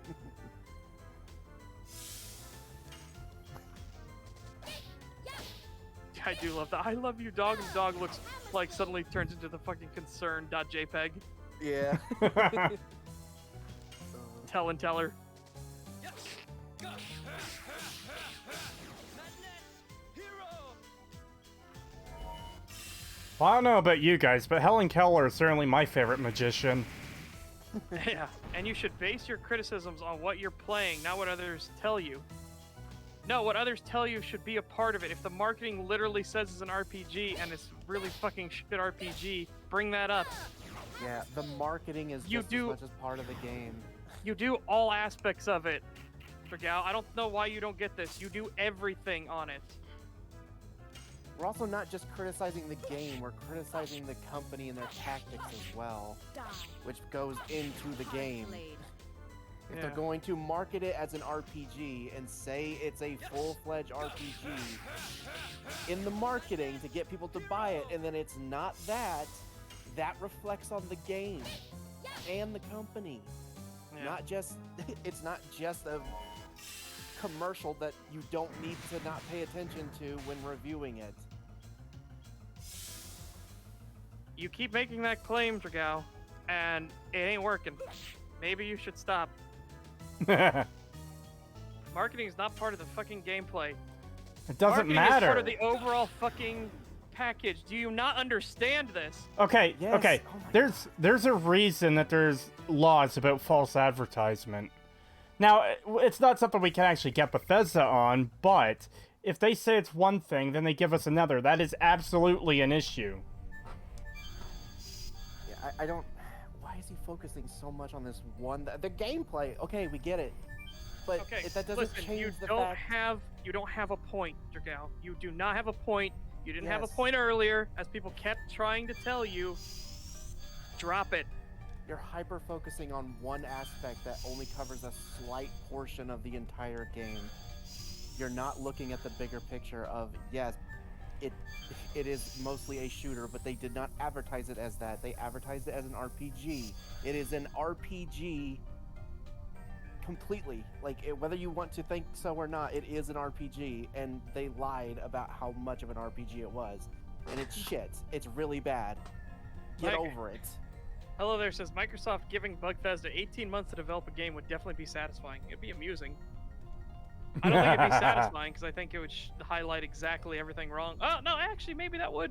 I take it back.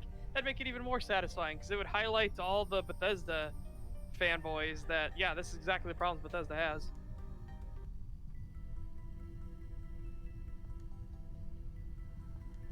If they had marketed as a shooter, we would still bring up the marketing. We would still bring up the RPG elements in the game. It doesn't matter. It's part of the entire package.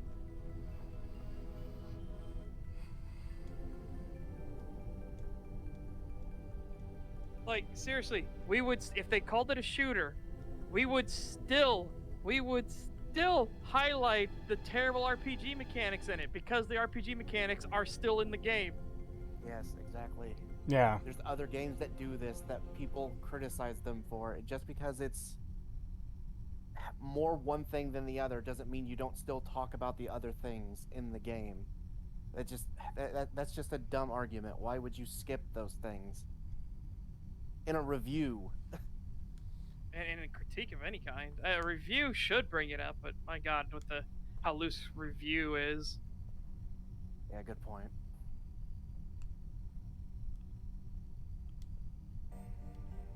Fallout 4 is the best Call of Duty game. I still love that quote of Fallout 3. They were trying to make it the next Call of Duty, the next Halo. It's like, Oh. boy. So fucking.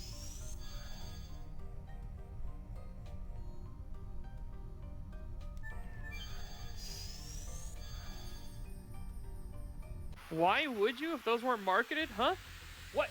Because you're supposed to be critiquing the entire fucking package. Are you that much of a fuck? Oh man, I gotta stop myself there. Ah, wow. Let's just say your argument is incredibly shit. Yeah, holy crap. Well, they didn't talk about this one thing in the advertising, so why would you talk about it when playing the game? I don't know. Why would you? Why would you talk about something in the game? Why would you ever do that if it wasn't mentioned in the commercials? Jesus. What kind of take is this? It's fucking horrible.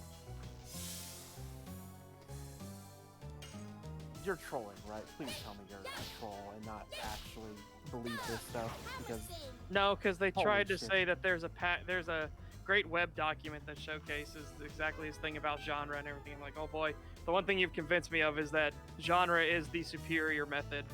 yes. Oh By my far. god.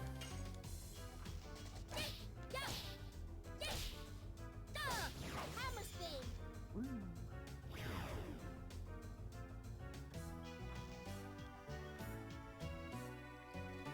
Man, oh man. Okay, because I know the stream is delayed. I'm not gonna do this right away.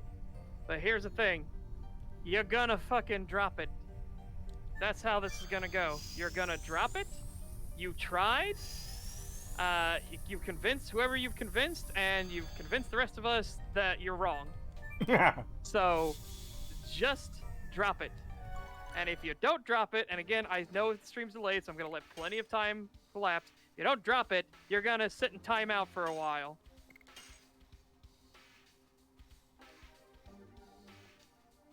Genre is a bad method to judge? No, not at all. No, it's not. If anything, you've I strengthened our belief in that it is a better way of doing it. I really wish there wasn't so much of a delay. I do too. Yeah, the delay's annoying. Like I said, I'm gonna give it like 10 minutes or something, so there's plenty. Oh, of there's not nearly that much delay. Oh god, this room. Fuck this room.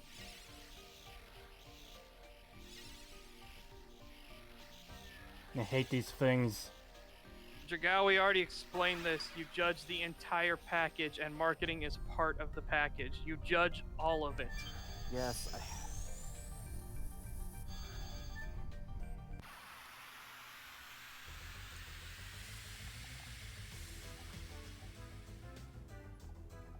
Yeah, again, we're gonna piss off all the New Vegas fans when we go into a near complete analysis of New Vegas, because we're gonna be highlighting all of its flaws, its faults, its warts. Yeah. But the game is still good.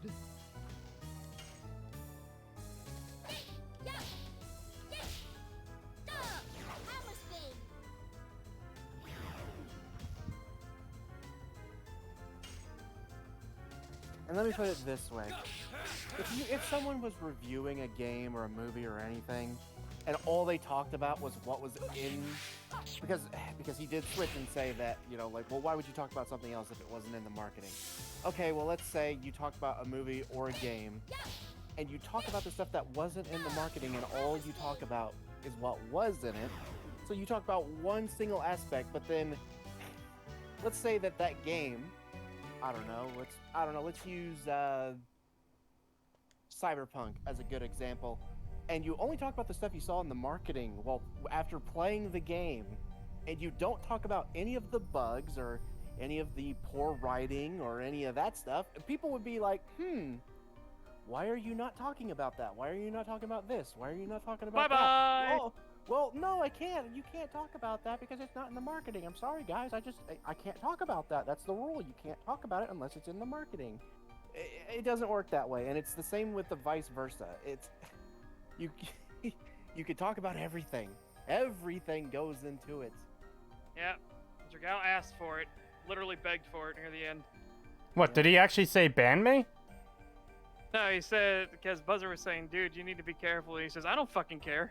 Oh. Okay, bye. Okay, well, if you don't care, then you won't mind if you get banned either. Bye-bye. Again, I don't know why this has to be explained. It's fucking obvious. You do the entire package. the entirety of the game, and marketing is absolutely part of it. It's how they sold the game. It's how they Yeah. got the game into people's hands and in the people's homes and on people's screens. Aliens Colonial Marines. There's a good fucking example Fuck of yes, why you Aliens talk Colonial about. Marine. There's a good reason why you talk about the marketing for a video game. There's a. It's kind of set the standard as to why you should talk about this stuff. Exactly. The fucking marketing is important. Again, fucking Aliens Colonial Marine is a shit game all on its own. However, the marketing absolutely takes that to the next level because they falsely advertised it completely. No, he wasn't banned. He was timed out. He's not banned. And yeah, that was the first dislike that popped up. I wonder who it was from. But no, he's not banned. He's timed out. Like I said I would do, I would time him out.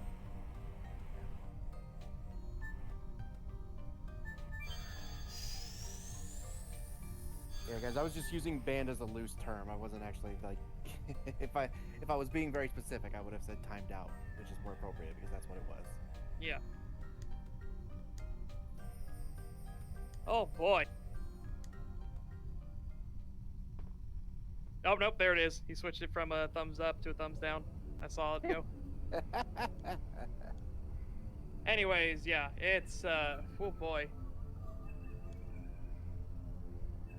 I can't believe that you're just supposed to ignore elements that aren't the main part. That's so no. You never do that. Yeah, I've never heard that take before. That is the first time I've ever heard anyone say that. That was the first time I heard someone say you should define it based off the emotion it instills in the player. And I was like, what? Yeah, what? Because not everyone's gonna have the same emotion about something. There's Yeah, I agree. Boy, oh boy. The menu in the restaurant is the part of your dinner in that restaurant. Yeah, because you know exactly what you're gonna get. yeah. I mean, he might. Again, if he keeps it up, he'll just get timed out again. Again, he had his say. It's not gonna be like Yeetus Deletus from the VOD or anything like that, so his stay will entirely be there, and people can judge for themselves if they agree, if they disagree. But holy crap, I am very much more firmly than I ever thought I was, because I thought there might be a better way to define them than just genre and subgenre, but no, now I think I'm even more convinced than ever that genre and subgenre is the way to go. If it ain't broke, don't fix it.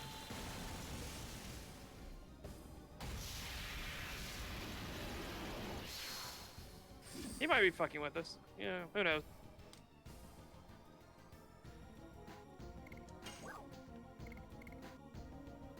What if Fallout 4 terrifies me? Should Fallout 4 be a horror game?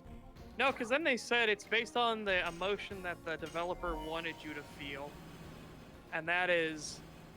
like, what? Because, man, talk about, like, cutting out the rug from underneath you. Like, and I use Undertale as an example. So what are they supposed to put for the emotion you're supposed to feel in Undertale? Because they're trying to trick you.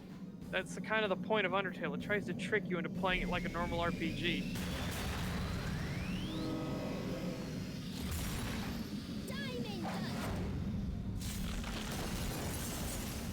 Yeah. Yeah, aesthetics defining the game genre. That was also a weird one. Like, how would you ever do that? And not mechanics or anything.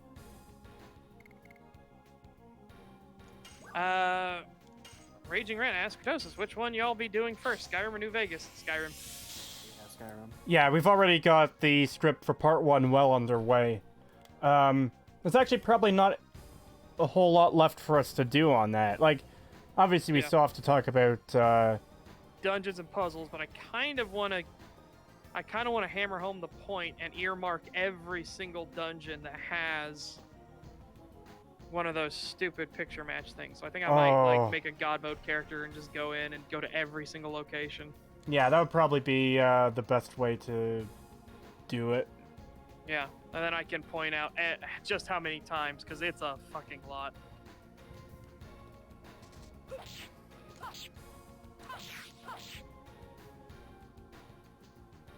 Yeah, but I also gave them plenty of time to stop me, Knight. That's why I said I would give them plenty of time because I know there's a stream delay. And they didn't stop. Yeah.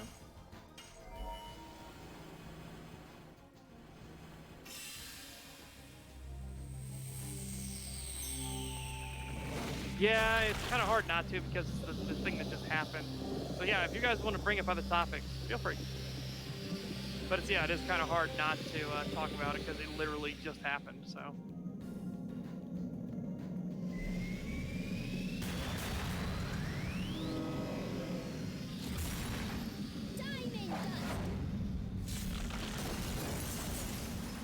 Oh no, it wasn't just a few months before. So this is where we're talking about why, if you've got to do Cyberpunk 2077, you need to talk about the marketing. So 666 says CDPR, CD Projekt Red, was for selling around 8 years Cyberpunk 2077 as an RPG. They even used lots of lies for it, especially during their gameplay video of 2018. And just a few months before releasing that game, it was officially sold as an action-adventure game. No, they still called it an RPG on release as well. Like, their Twitter and everything was still calling it an RPG. And then the shitstorm happened, and suddenly they changed it to an action-adventure game, and the theme on Steam changed to action-adventure and everything, so, yeah. Raging Rat asks, we got a date we're shooting for. I'd say anytime before November. Or we could do it on November, that'd be fun. Well, if we get it soon enough, I can just upload it and schedule it for November 11th and celebrate Skyrim's 10-year fucking anniversary by releasing a video shitting all over some of its aspects and starting off the analysis. And yeah, Waste of the Kitty, I didn't ban them at all. They're just timed out. Yeah. They'll be back, don't worry. I mean, that doesn't mean they'll stick around for the stream or anything, not at all, but yeah. There's nothing stopping them from coming back and talking again. Yeah. You guys can talk about topics. It's just when you guys are going to sit there and talk about the same thing over and over and over again and being kind of a dick about it the whole time, disrupting chat, and then we warn you several times to stop, you're going to get timed out.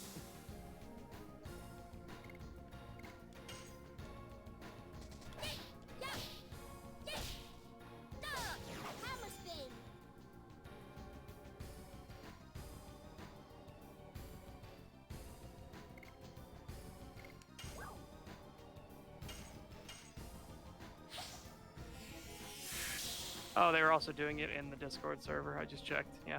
Oh, really? And then they bailed out of the server after they said that they were angry now. Oh, what? That guy did? Yeah. Really? Yeah. It's in the Fallout channel. Yeah, I'm just about to go check that. Let's see. Well, don't. Stating my opinion. Okay, don't know what that's about. Yeah, I'm sorry, dude, but I know he's probably not in stream chat anymore, but man, when you're judging a shooter as an RPG, there's a problem. No, it's oh my god. We're judging all aspects of it. We don't, because a game's a shooter, we don't therefore go, oh, so these RPG mechanics don't matter. We'll just, not talk about them at all in the review ever. It's like, what? That doesn't make I any just sense. read what he said, and dude, it's not even that. It's not even just that we're looking at the marketing and saying, oh, well, it's an RPG because they said it was in the marketing. No, you look at it, it's Fallout. It's an RPG franchise. The entire franchise is an Well, RPG. I think here's the greatest example I could possibly give. Well, maybe not the greatest, but a good one. So, Halo Infinite comes out, and it's a kart racer, and that's what the series is from now on. It's not an FPS shooter that has...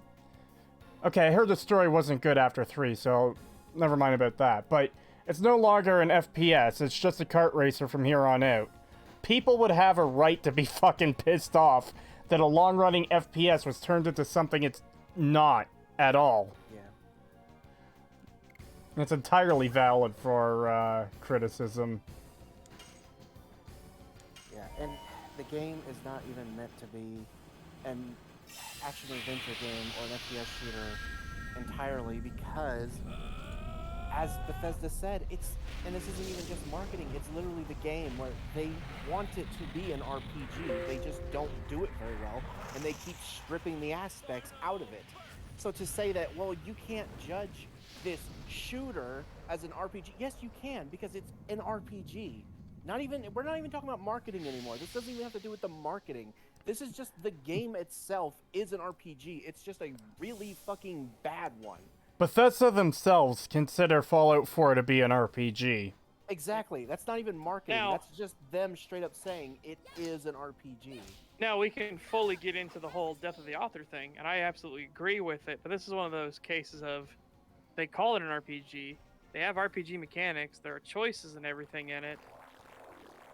Like, it's an RPG. It's a really shit one, and they overemphasize the shooting. I fucking agree, but it's still an RPG.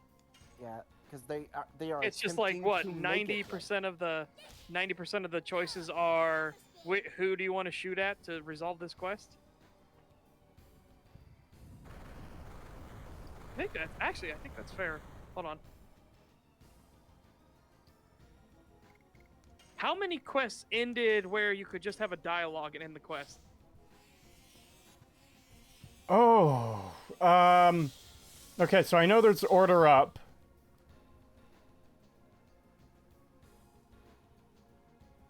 I don't know if I want to consider the main quest because a lot of those are like go to this person and talk to them, or like go to Cogsworth and talk with him, stuff like that.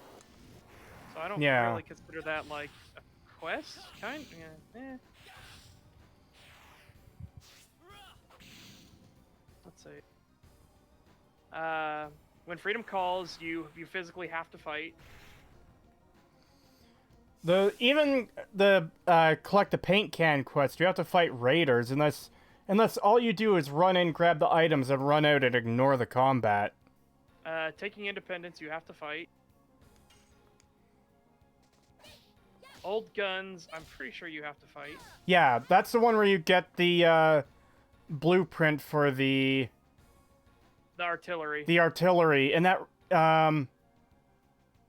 involves an underground segment where you have to fight a robot. Form ranks. Or sorry, inside job I missed.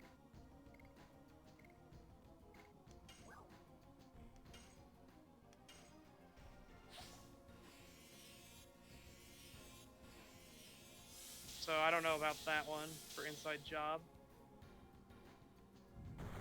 Yeah, I'm thinking there are some quests here you can end by just talking.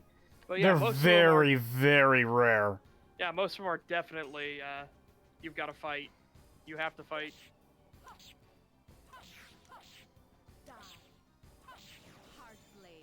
All right.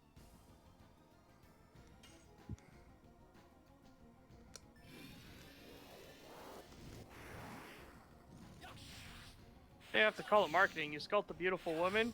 You said as creator that you aim to make it a beautiful woman. You sculpted penis. Even without selling it, you just made a penis. You pay for a chance to get a loot box, which has a chance to give you a still picture of Master Chief in a bikini. Whoa. I say it should have been. ODST is like Far Cry 3 Blood Dragon. It's a standalone expansion. Hold on, you know what would be even fucking funnier? For the Master Chief in a bikini thing? He's still in his armor, it's just a bikini on top of the armor. Kind of be amusing. There is one quest, no combat, the one where you're kicked out of the institute. Well, we named a couple that are. Yeah, but the one combat. where you're kicked out of the institute isn't an actual quest, though. It's literally just there's no goal or objective to complete. It's just you teleport into the institute, and then they're like, "Yeah, we're not letting you in anymore. Goodbye," and that's it. That's the extent of banished from the institute.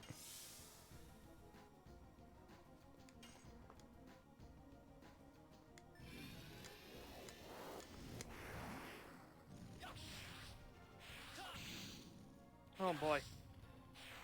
Yeah, there's ways to exploit things. There's ways to do pacifist runs and everything like that, where you exploit AI by bringing a companion along, dismissing them right as the battle starts, so therefore it doesn't technically count as you doing it. Ah.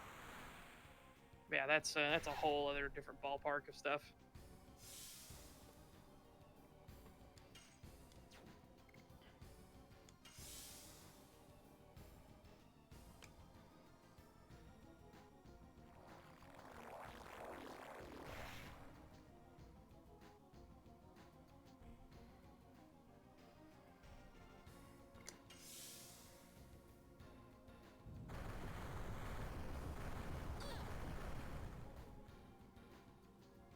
Yeah, that's the script ready. I literally just have to wait. Nice. I've just got to wait for this new stuff. And even if we did just classify Fallout 4 as a shooter, we would still criticize it for being a shit shooter. Yeah. And it's for RPG mechanics. Yeah, and it's shitty RPG mechanics, and the fact that the story is still bad, because when you talk about... Because if you talk about a Call of Duty campaign and it sucks, you're still going to talk about the Call of Duty campaign. You're still going to talk about the story. But people are only there for the multiplayer. It doesn't fucking matter. The Doesn't game matter. includes single player. If the game was multiplayer only, fair enough. I'd talk about multiplayer only. No, and then I would also bring up the meme. Now that's $60 multiplayer only bullshit. But yeah, if you want it to only be about the core thing, make it only the core thing. Yeah, exactly. Oh wait, they're not with fucking... Oh yeah, that's right, because Focus Home Interactive now has the... Shit, I gotta change some shit in the script. Fuck! Fuck, because, okay, so, Cold Iron Studios has been bought and sold so many fucking times, it's crazy. This is literally their first game they've ever made. I almost followed the entire, rabbit hole down, but I didn't realize that, they got sold by, or maybe, Daybreak Games got bought by Focus Home? I can't fucking remember.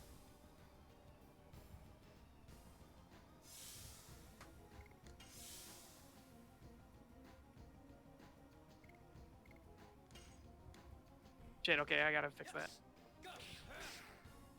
God, I keep fucking up the additions now.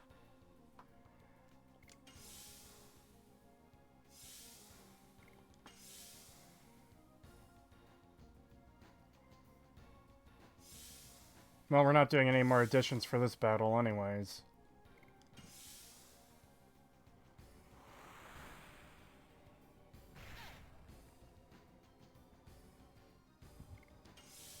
Okay, they were bought by Enad Global. So how did Cold Iron get to Focus Home?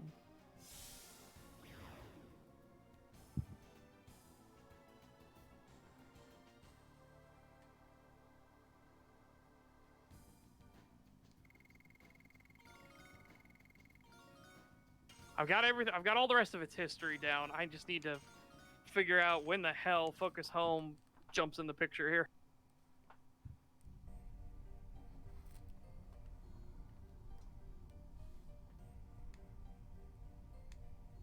Remember Evolve? Yeah, I do. I remember Evolve. A lot of people wish they didn't, because Back 4 Blood is even trying to be like, we made Left 4 Dead. Yeah, but you also made Evolve. Sorry, Turtle Rock, I ain't letting you live that down. Yeah. What is Evolve? I've never really looked into it. It was a 1v4 shooter, and what it was one player played as the monster, and you had like RPG mechanics, kind of, because you would level up during the match, and that would let you evolve and evolve and evolve and get more and more dangerous. And the hunters would have to try to hurry and kill you before you got to stage 3 and were actually like destroying the generator. So the game was supposed to be asymmetric, completely asymmetric.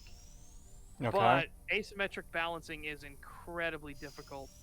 So what ended up happening was the creature was incredibly weak at tier 1, so the hunters would speed run trying to kill him. And then when it's got to tier 2, it was kind of more of an even fight back and forth. And then tier 3, you know, the creature was firmly in control.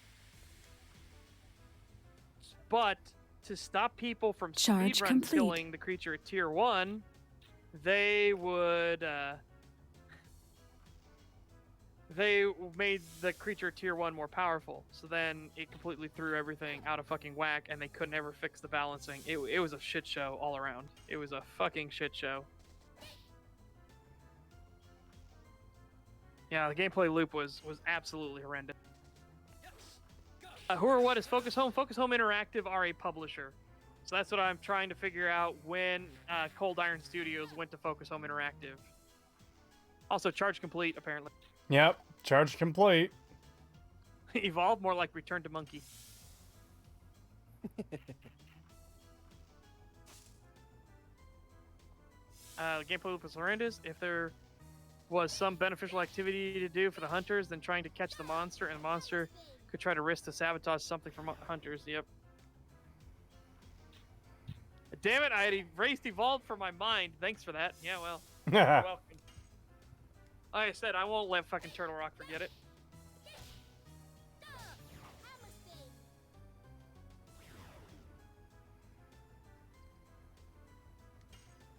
Okay, so I need to mention Daybreak got bought by Enad Global 7, which is a company I've never fucking heard of.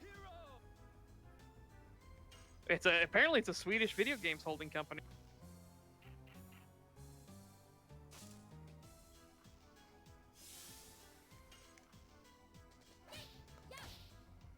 Oh my god, they actually bought out a Russian publisher? Whoa! Oh, good on them. Fucking, I see a mega corporation.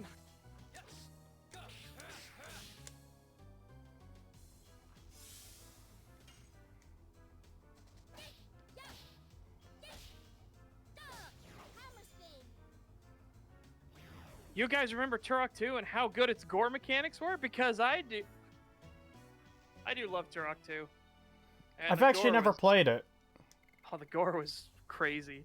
Yeah. Like, way over exaggerated. Like, blah, blah, blah, blah. Oh my god, he's rolling around on the ground and blood squirting everywhere. Look at him go. Sounds fun. Oh, he's still rolling on the ground.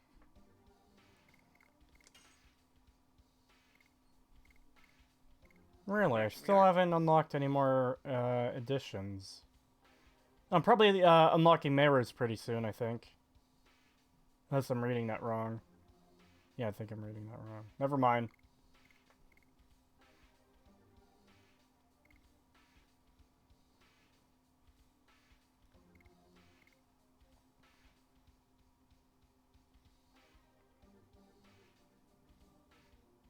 I'm gonna switch back to this for the next battle. That's good.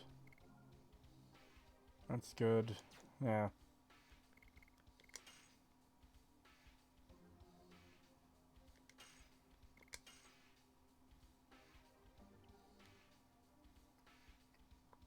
Alright, we can do the next boss now. Then I'll do the one after that next time.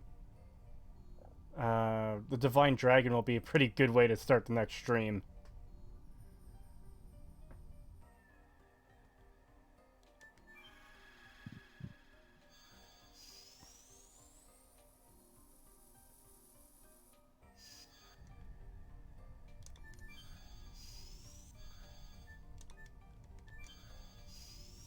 There we go. I was able to add it in. I was able to fit that section in pretty easy. That's good.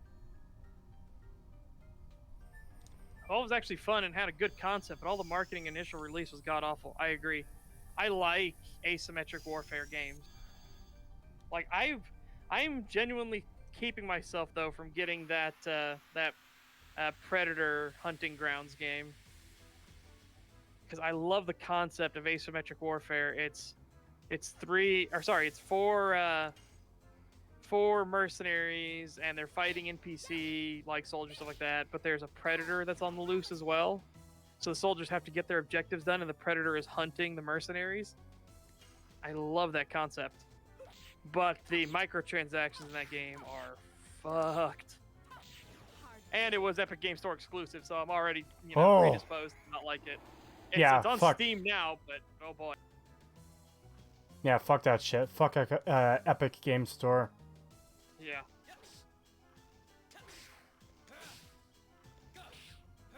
What are its reviews? It's very positive and mostly positive. Okay. Yeah, again, the game looks fun and enjoyable, but man, oh man, I just can't. It's the DLCs. They've already got 9 DLCs on their storefront, and they're all $4.99 and above. And it gives you access to like new classes and everything, and I'm just like, oh yeah, I'm not a fan of that. Not a fan of that at all.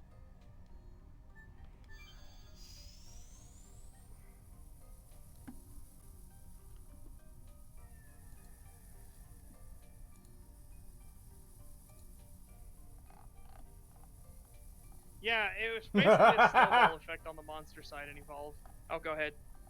No, just, you know what I said about Master Chief in the bikini? That exact image is on fucking the server right now. Nice. That's fucking great. If that's not Master Chief, though, that's ODST armor, but still. I don't care. It's close enough. And that's pretty much perfect. Yeah, that's great. Uh-oh, it looks like the game's having trouble loading this next area. Oh. I really hope I don't have to reset.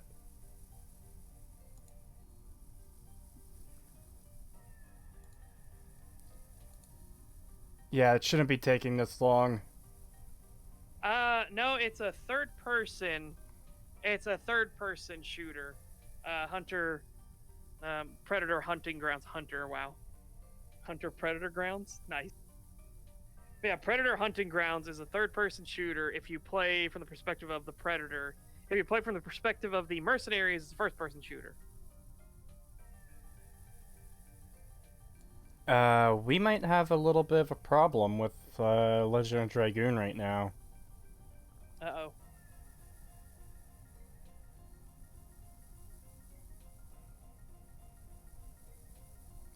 The music is fine, but this next area just isn't loading in.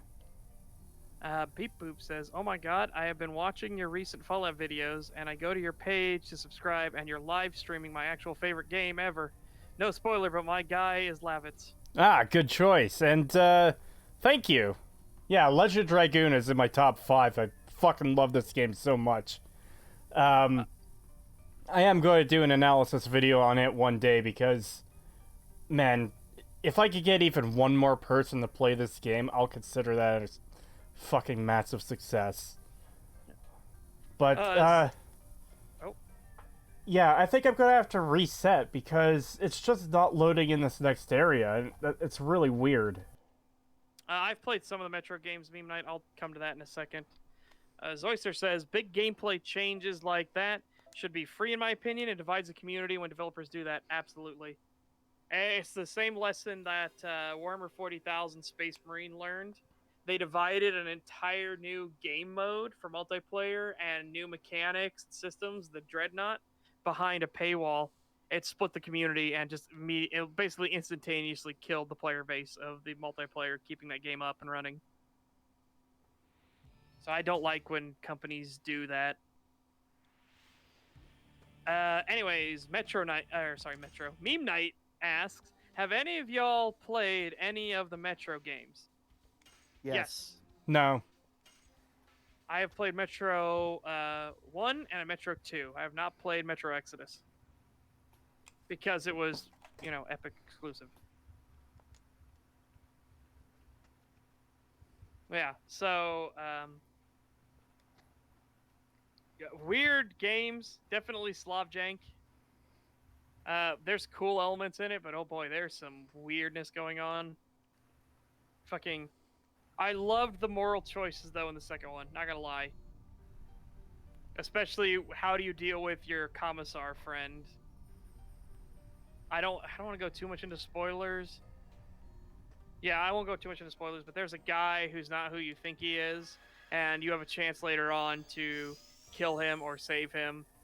And by save him, I mean you can change out the filter on his oxygen mask. And you leave him knocked out, but you change out his filter, so he's not gonna die out there on the hellish wasteland of the planet.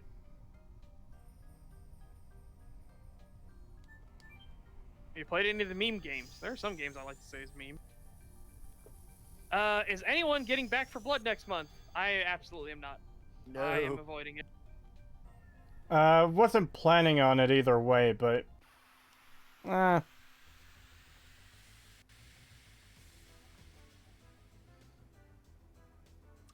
Stephen Boy, I'm just glad that CRPGs haven't started nickel and diming yet. One of the few genres I can play without worrying about having to shell out $60+ for the complete experience. Yeah, that's fair. Zoyster, that's what annoyed me about Dead by Daylight. It's DLC blocks off major gameplay, especially since they now have their large cosmetic store that also brings in a lot of money. Yeah. I understand it, though, for licensed chapter in Dead by Daylight, as it is at least understandable. I think I get what you mean, where if they have licensing fees they have to pay and everything to use the character, I get why that's locked away. I do. Yeah.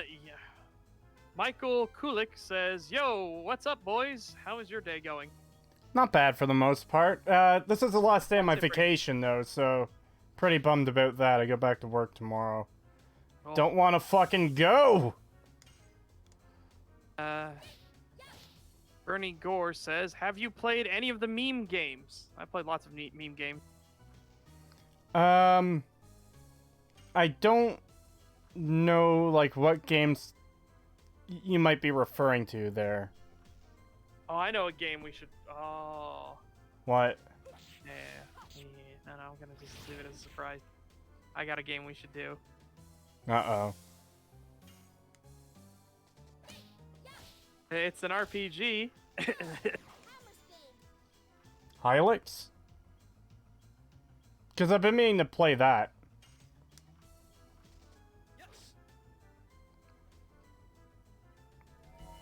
No. No.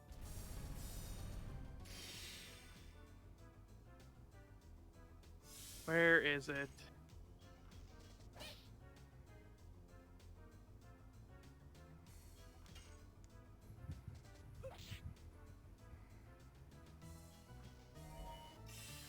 Yeah, here we go. Okay.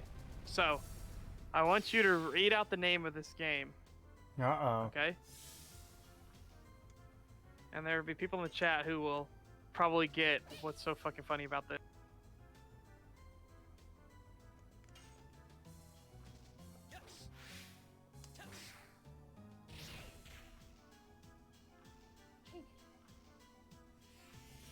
Oh! It's No an RPG, fucking- by the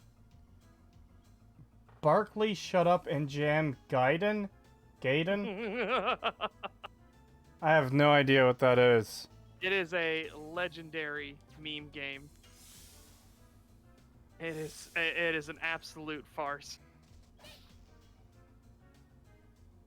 What do you guys think about Team Fortress 2? I used to enjoy it. I got off the wagon somewhere, though. I got tired of all the constant updates and everything. Like, it just felt like I lost the game that I enjoyed. I don't think it's a bad game. I just lost what I found interesting about it. I do very much like Team Fortress 2. I put a lot of hours into it, but I haven't really played it too much in several years. I'll come back to it from time to time and play for like a day or two, but that's been the extent of it. There, we loaded. Okay. I don't know why it didn't load last time. That's weird.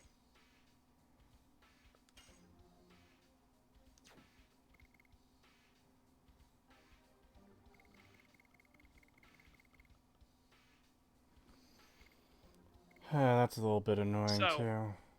Basically, to sum up this game, at the 2014 Awesome Games Done Quick event, the developers have stated they had never played the original Shut Up and Jam game and created this game after brainstorming ideas for an RPG that made them laugh. You're in for a wild ride. Sounds like it.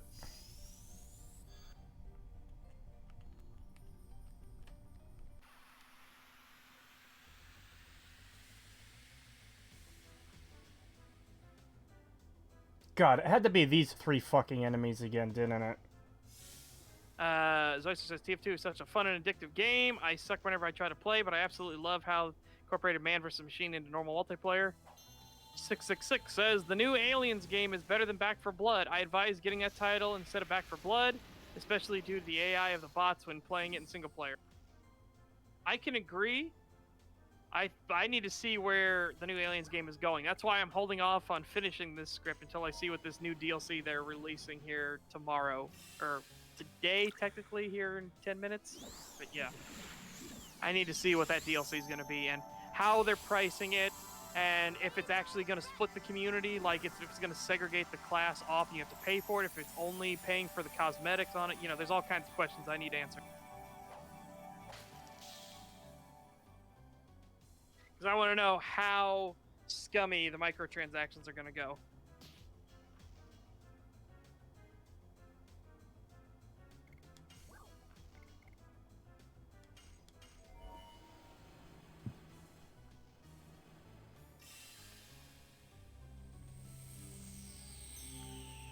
Yeah, well, it used to be constant updates, and then they petered off, and there's not really been updates to TF2 for a long time. Yeah. Again, I was saying I fell off the wagon when they were doing the constant update cycles.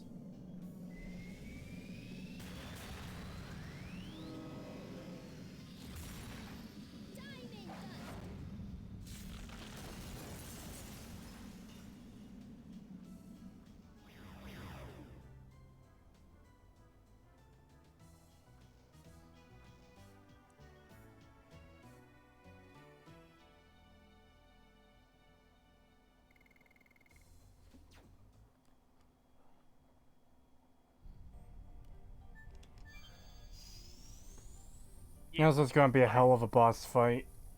Hopefully we can do it. I need to see, but I think they're the same price. Oh, hell no. Yeah, Back 4 Blood is $20 more expensive than the Aliens game. Yeah, I would definitely pick up the Aliens game.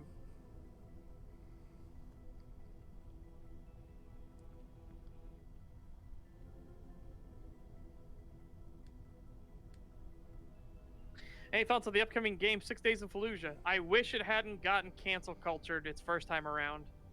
Because I don't know if it's going to be the same ideal they would have had originally. I'm interested to see it, but yeah. And this was cancel culture before cancel culture really got started. It was a bunch of angry mothers who said it wasn't right. They was showing Marines getting hurt and shit like that. And I was like, what the fuck? Team Fortress 2 is the Dark Souls of Valve games. Wow. Dark Souls is the Dark Souls of Dark Souls comparisons. Yeah, exactly. Unmorbid says, it's hard to say in this day and age. Companies get real scummy with microtransactions. That's one of Bethesda's major problems. They got greedy. Exactly. So I don't want to say bupkis about their future plans. I said we do need to see like a hard set, these are guaranteed, we're doing new chapters, new missions, stuff like that. That stuff, we need a guarantee of that. But I would need to see how they're actually going to monetize this game beyond just the initial purchase. Because they got to keep the studio's lights on and everything. So, you know, I got to see how they're going to push this.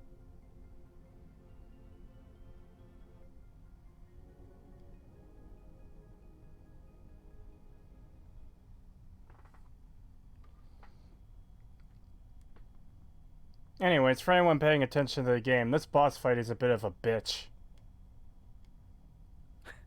Skyrim writing is the Dark Souls of biblical writing. It's fucking terrible.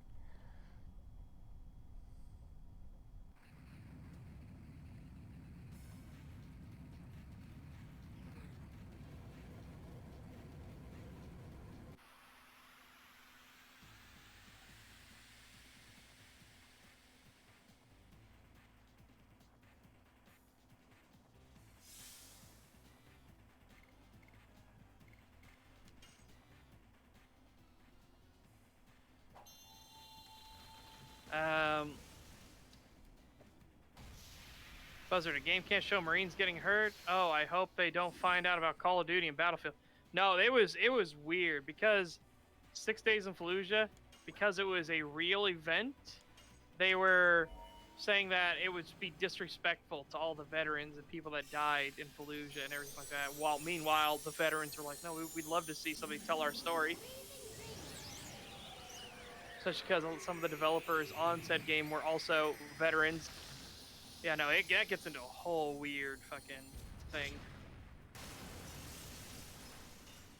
Raging Rat. Have any of y'all played Hide or any of its sequels? And if so, what are your opinions on it/them? No, I've never. I have never heard of it. My only knowledge of that game is from the AVGN episode.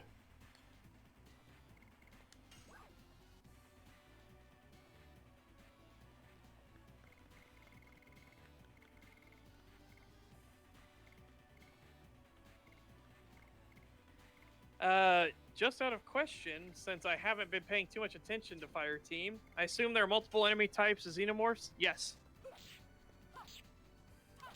There are tons of different types of xenomorph. Hard blade. Yeah, I don't know, Bernie. I don't know. I don't even know how Battlefield 1 and 5 got made, honestly. If that's the criteria that you're not allowed to show a real event and change things, potentially change things, and they did. I don't know how. Oh boy, that just gets into. I just don't like when people mess with history and like take credit away from one side and give it to another or stuff like that. I really hate when that happens.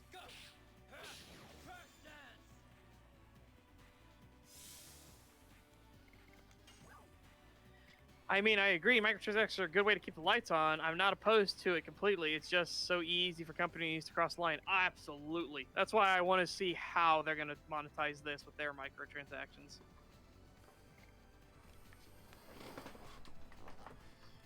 I don't fucking know, Unmorbid. I don't know. It was a stupid controversy. It was really dumb. Yeah, but it happened.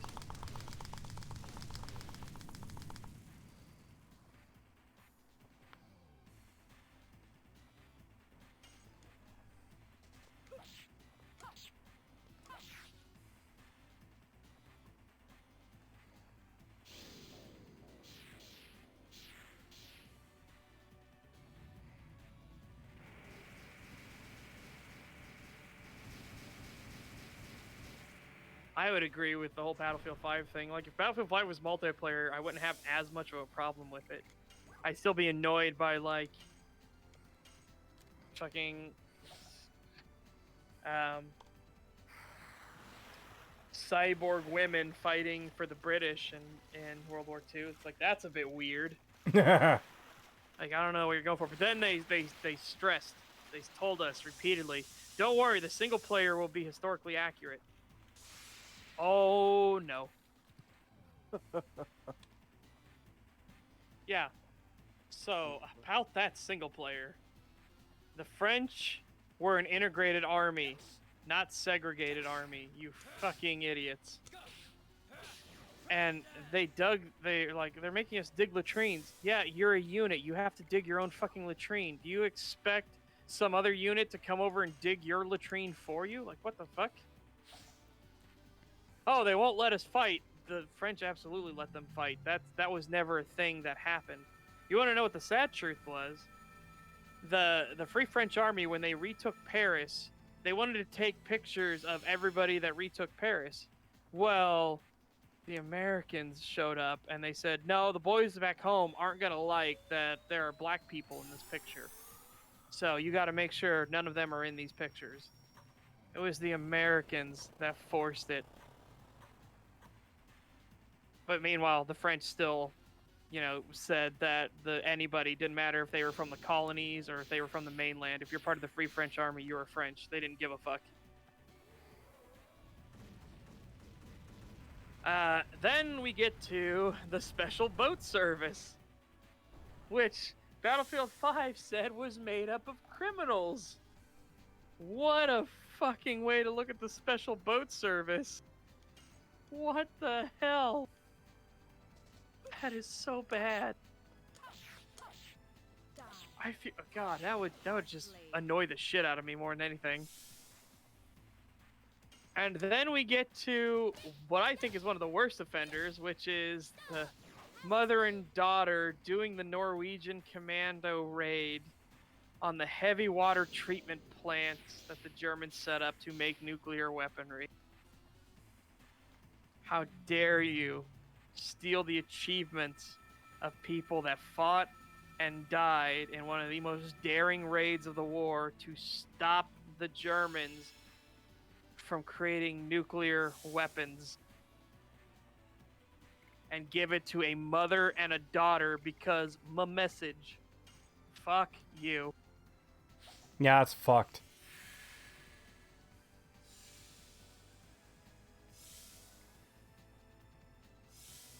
Yeah. What? You have some beef with the French 5th Special Latrine Division? Absolutely.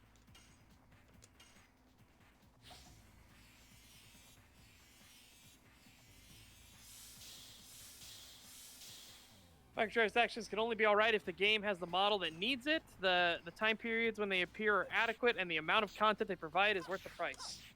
Yeah, that seems fair. Again, I don't want to see how they do it, because they said it's going to be seasonal stuff. And it's going to have new classes, new weapons, and everything like that, so I want to see. Oh, fuck, that Norwegian Commando mission. Yeah, that one.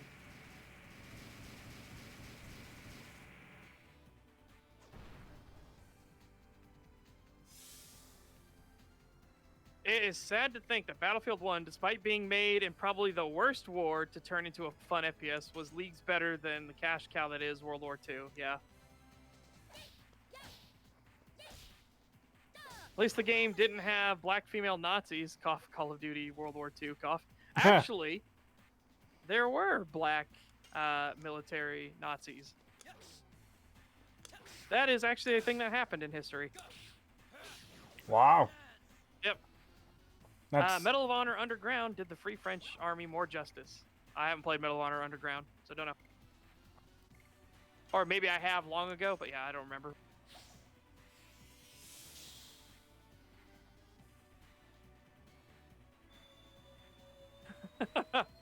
Yeah, look up American Krogan's video on Battlefield 5, but don't watch any of his other content.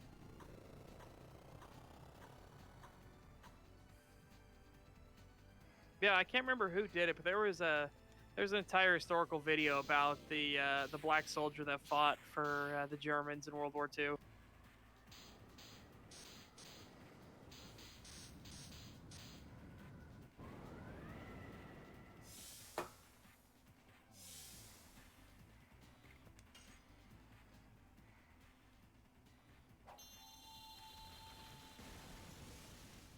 Man, come on, show me what your DLC is already. I don't want to go to sleep, wake up, and see what it is first and foremost, and then do everything. Come on. no, it's supposed to be unlocking anytime now. Well, no, technically not. I'm just being I'm just being cranky. Fair enough. Because I want to see it now.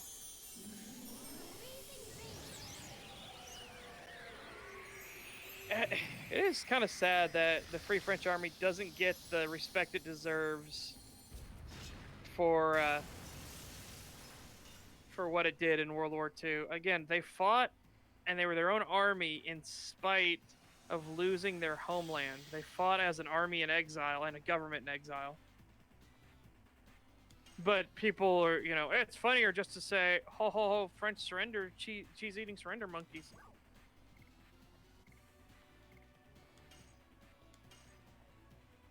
Yeah, if I had to guess, the DLC is going to lock in 4 hours. It says 3 hours and 58 minutes to the next daily stuff, so I have a feeling the DLC will unlock then.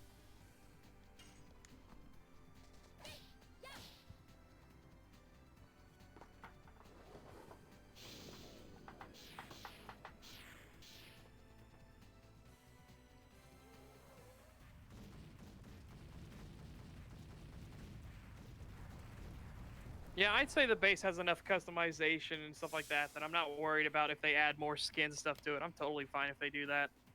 The base game for Aliens Fireteam Elite has plenty of customization and special emotes and everything like that, so not worried about them adding more. Hard blade.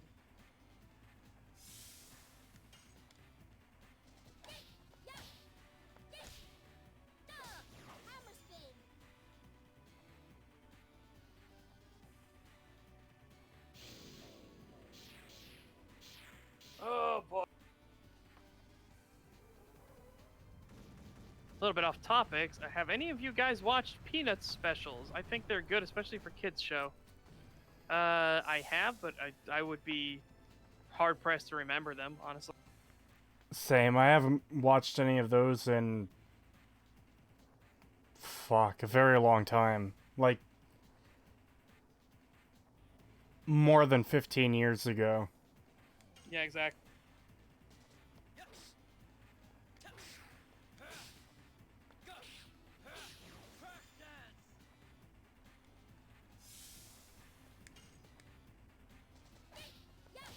They did. But they then considered the Japanese equal. They called them the Aryans of the East. So, basically, they liked the cut of Japan's jib in World War II. Hard blade.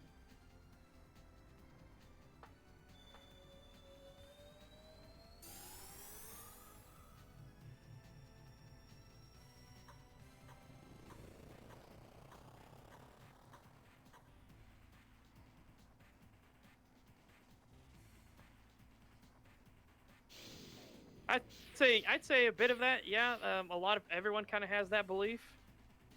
It's hard not to fall into that thing, especially depending on how you're taught and raised and everything. It's very hard not to fall into it. It doesn't help that certain races and certain religions are called the chosen ones. It's like, that's not helpful. That's very not helpful.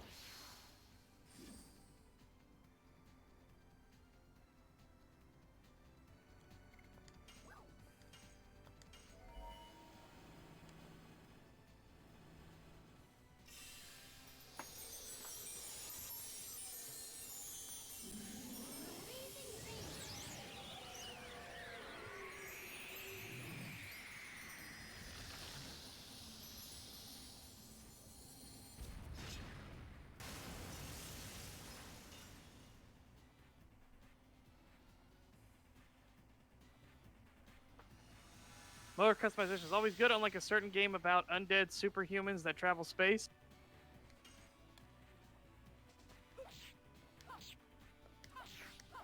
I don't know, my brain's kind of fried. I don't know undead superhumans that travel space. Yeah, I don't know what that's from either. Yep. Sorry. Warhammer? I don't know. But they're not really undead. Yeah, I have no idea.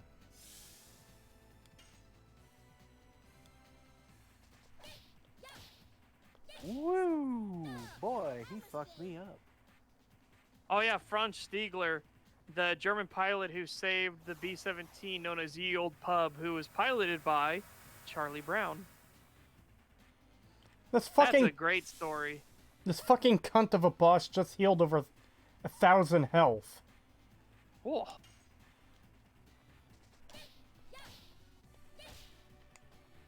He's like, I deny you. Whoop.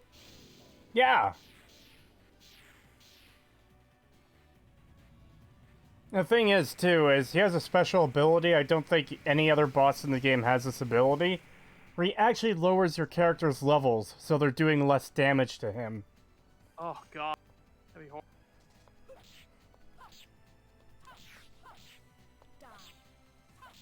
Hard blade. And additionally, I can't even use their Dragoon forms for more than one turn, because he has another ability, it's actually what we're here for in the story, that weakens them significantly. Of course. So this boss is just a bitch all the way around. So what you're saying is, the Legend of Dragoon is the demon souls of...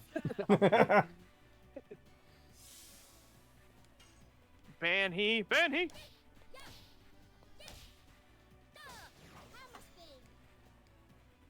Oh, cool. I got a spear. I got the spear.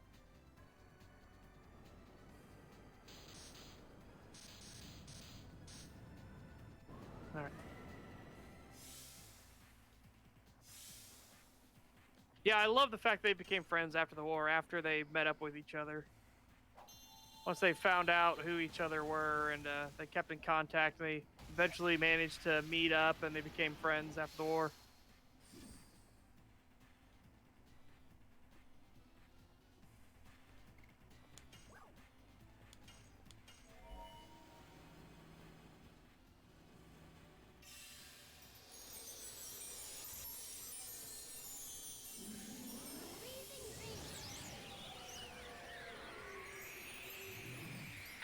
Yeah.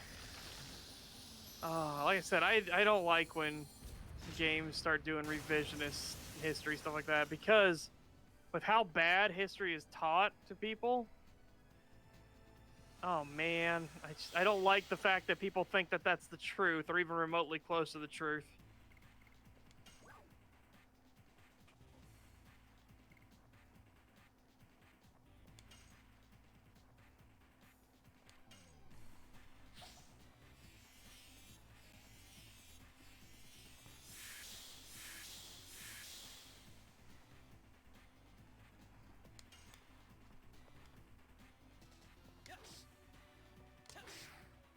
God damn it. Oh, the levels are going back up now. About goddamn time.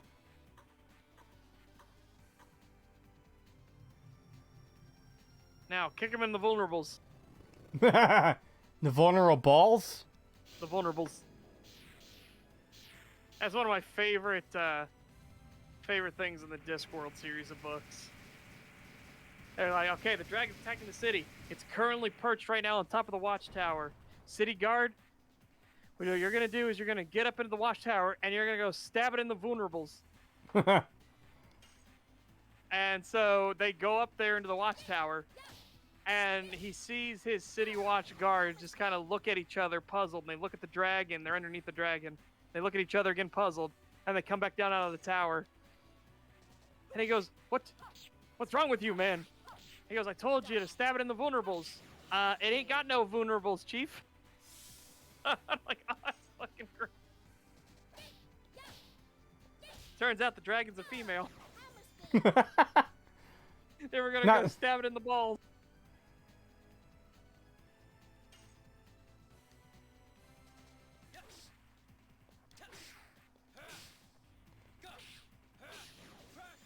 Yeah, I absolutely recommend the Discworld series of books. They are fantastic. They have some of the best wordplay in them.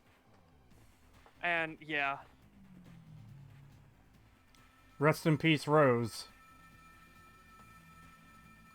This attack fucking nuked her last time.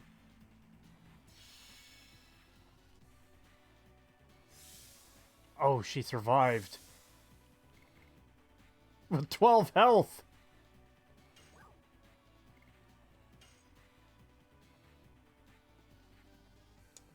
It's more weird that people think difficulty is the point of the Souls game. It really isn't. Difficulty in the Souls game was so you took the world seriously, not so that they can be difficult for difficulty's sake. A lesson that certain games didn't learn.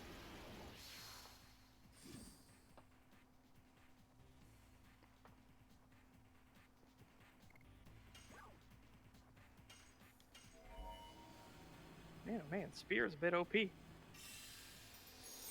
Can you guys explain spellcrafting in Morrowind? Can you literally create new spells? Like, how versatile is it? Okay. They have to be based on existing spells in the game. So let's say, for example, you've got a fire spell. You could do that for spell making. You could do it on touch or on target. And you can change the magnitude of it and the area of effect. And okay, a good example of this is in Patrician's video. He would lock doors with enemies on the other side of them, and then he would use an on-target flame spell that affected an area of several feet, so it would damage and kill enemies on the other side of the door. Yeah. So yeah, so you get to change, is it on touch? Is it a distance spell? You can change the distance, you can change the area of effect, you can change the duration. Like, there are all kinds of things. So, like, there's stuff like doing efficient water walking, where you change it so that it costs as little mana as possible, but lets you water walk for the longest time possible. And stuff like that. Or change a spell that's originally supposed to be an untouched spell into a ranged spell. You know what's a really good one? Constant effect enchant on... It doesn't matter which clothing or armor piece. Slow fall by 1 point. It completely fucking negates falling damage. You can actually use that, slow fall, make it a castable ability instead of on self. So now you cast it out and you can throw it out. And then you can actually save everybody's favorite meme, the mage who falls from the sky. Yeah. He didn't really say anything. He says he doesn't want to talk about it for obvious reasons. I'm surprised they even programmed something in for that. Yeah, he's literally nothing. There's nothing else that happens with him. Yeah.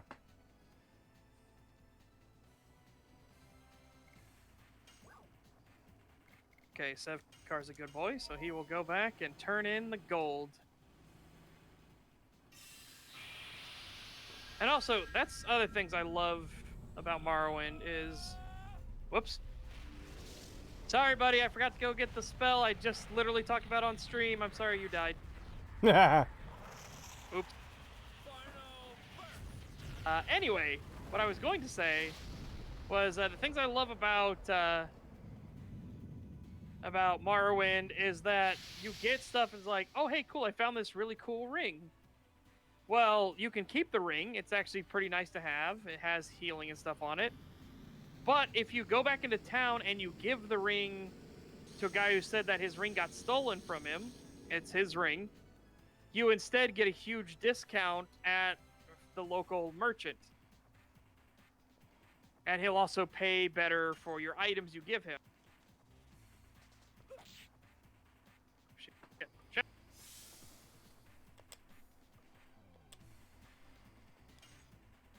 And in this quest, what I'm doing is, I found a guy who is dead. He is a tax collector. I always do that every single time I play. It's part of my pretty much opening strategy. I do it only if my character is a good guy. I will turn back in the money to the tax office. Oh, I never do that.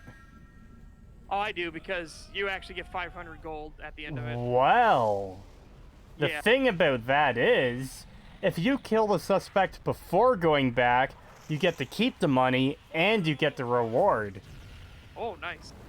Yeah. Yeah, I'm doing it as, what would my character do? So, and this character would turn it back in like a good boy.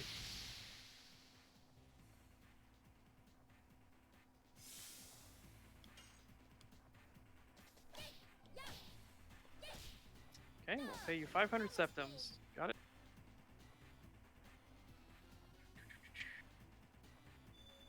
I know who done did it! But you know what, I'll humor the game.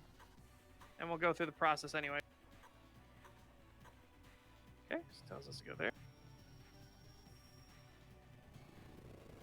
I am gonna make sure this time I go into his fucking house with full stamina. Because people got to watch my stream as I was trying to go back in and out, in and out, in and out, because my stamina was getting nuked since he's an unarmed fighter. It's like, he's gonna knock me to the floor and whoop my ass.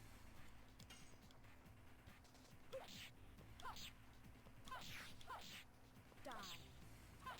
Hard blade. Okay.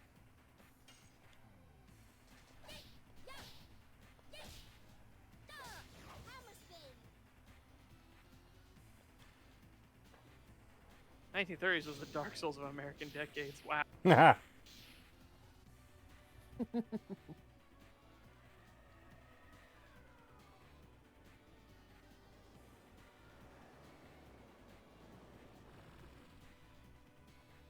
Play Morrowind on my Xbox 360, but it felt so dated. Well, it's because the 360. The 360 version is, without a doubt, the worst version of the game.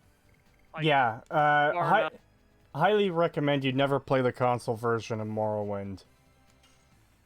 Yeah, it's real bad.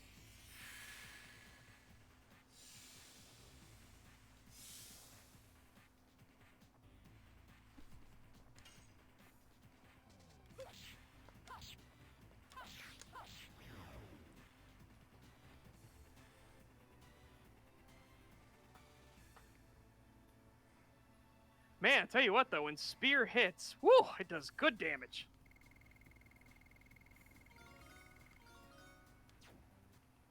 Although this unarmed fighter is whooping my ass. There we go. Alright, we just killed the boss, so I'm gonna be saving and ending this momentarily. Just as soon as we get back to the save point. Okay. Oh yeah, on stream I had 2 instances. The moment I would rest, I got attacked by the Dark Brotherhood assassins. Oh, yeah. Twice. Back to back. I was like, are you fucking kidding me? I literally killed him and said, now that I've cleared out my new shack in the swamp, I will now rest once again. And then I get up and hear a guy draw a dagger and he says, you're dead. I'm like, oh, fuck, again? Be honest, you didn't hear you're dead. You heard, you Inwa. Probably. Back on the stream, probably. But oh god, it was just funny. It was like, are you serious? Again, really? I just killed the first assassin, and they sent another one already?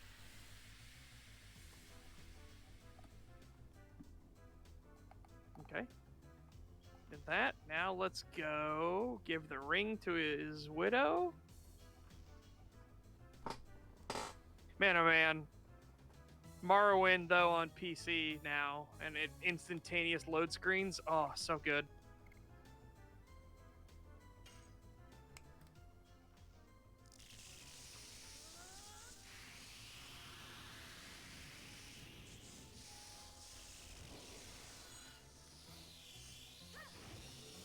Okay.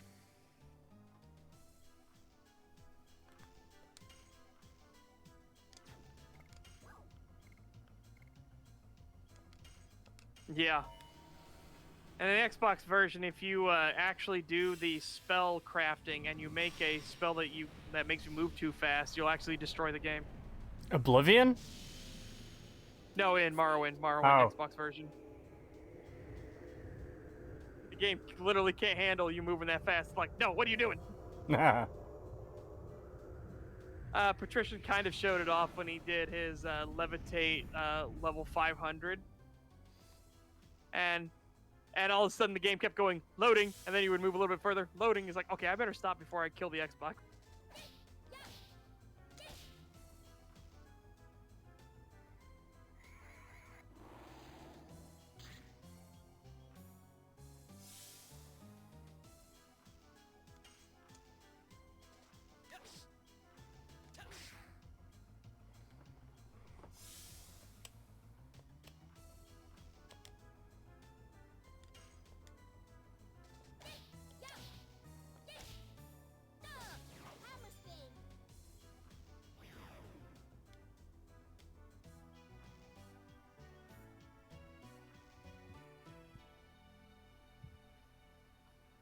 Okay.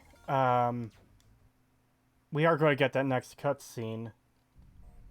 After I get out of the Forbidden Land.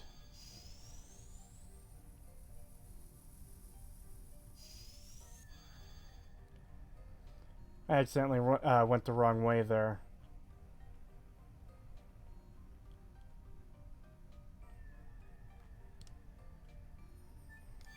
Oh, that reminds me, I have to get I gotta download the one footage from Angry Joe so I can splice that into my review. That old fucking school thing to talk about the dark times working for the Angry Joe show. Nah. Oh, Christ. I hate these fucking enemies. Oh, fuck, 6.3 million people have seen that? Oh, no. Seen what? The part where I'm playing up, crying like a little baby while I'm surrounded by exploders. What? In his review, there's a part I'm in. That's what the part I'm gonna take out of the review and put into mine. I'm literally surrounded by exploding xenomorphs, and he's like, "Don't fucking move!" And I'm pretending to cry like a little baby because they're literally like all around me, just staring at me. That. Yeah. Yeah, I've seen that. Yeah. He also used my footage of the multiplayer for executions and stuff like that, but I don't need that part. I just need I just need the one part because I can do it. Those are the dark times.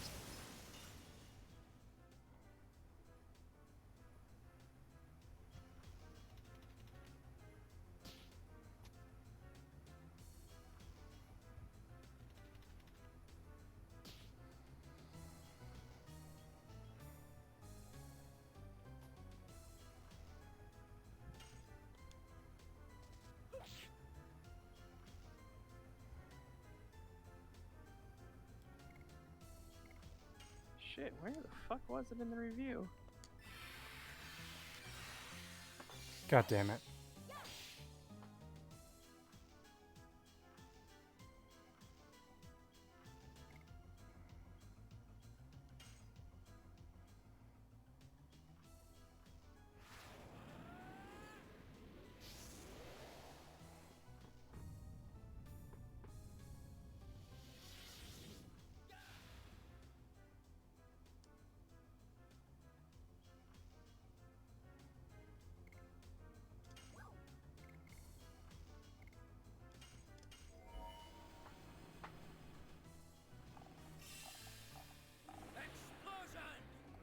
Oh, and there's me and him playing multiplayer together. Fuck yeah. Oh, I could do that, but no. I need to do the one where he physically sees me surrounded by him.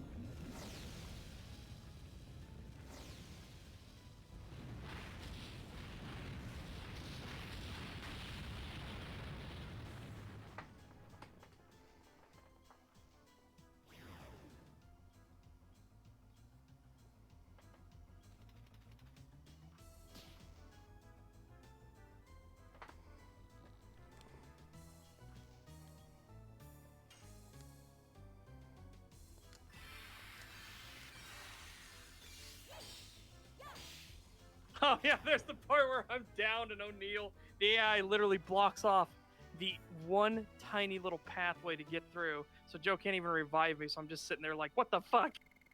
Huh. Yeah, that's a way to lose a game.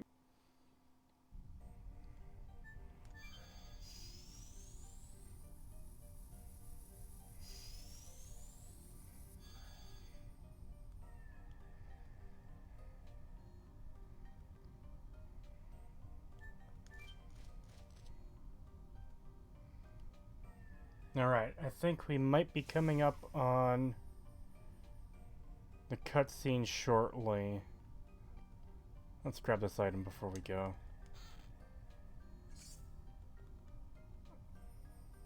Hmm.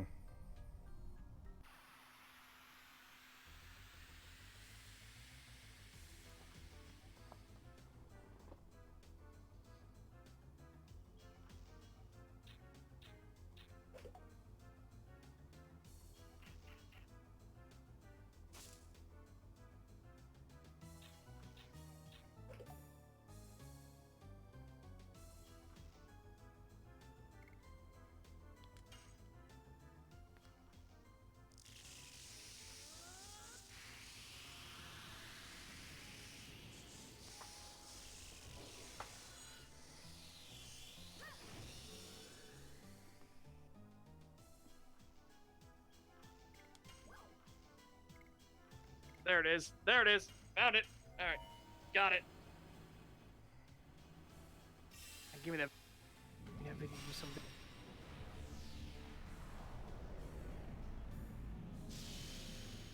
Demon's Gate.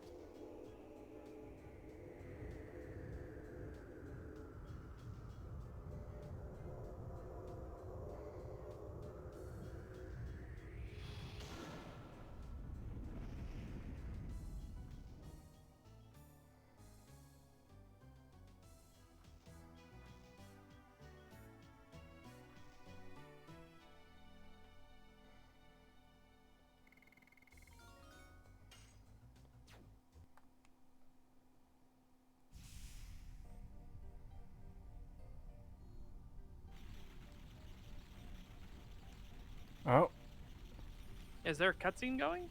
not quite yet. Oh, okay. Yeah, Elden Ring is being made by From Software.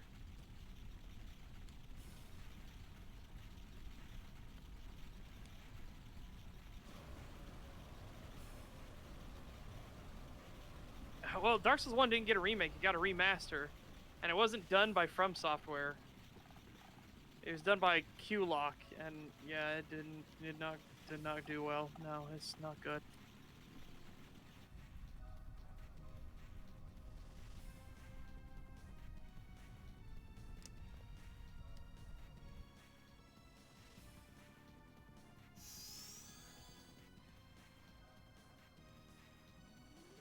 I'd be fine with a Dark Souls remake. Again, it can be done, and it can be done well, but boy, I wouldn't look forward to it until I got it in my hands and was, testing it out and seeing how they did it. Because, man, oh man, I'd be totally happy for Lost Isles and everything to get fixed. Also, I don't know if you were trying to say something, Pagan. Your stuff was lighting up, but it just wasn't going. Oh no, I'm not saying anything. Oh, okay.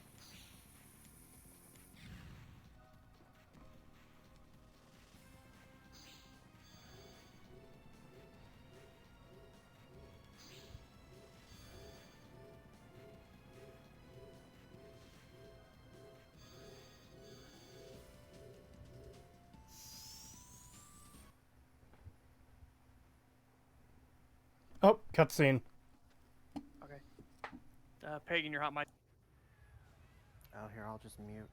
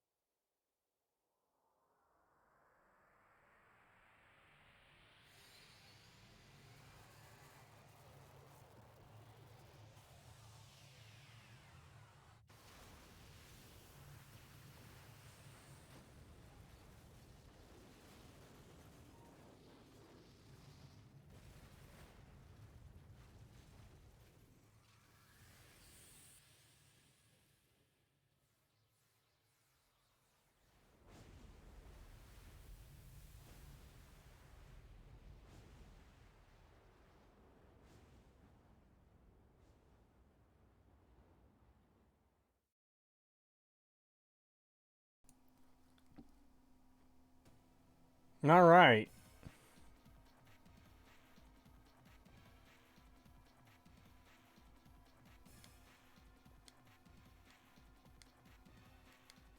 Ah.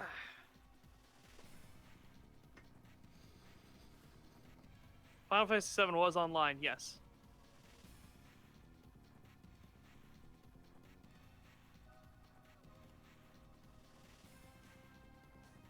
Wait. No, it's Final Fantasy 12 that was online, right? Because 13 was Lightning. Wait, was it Final Fantasy 11 or was it 12? Fuck.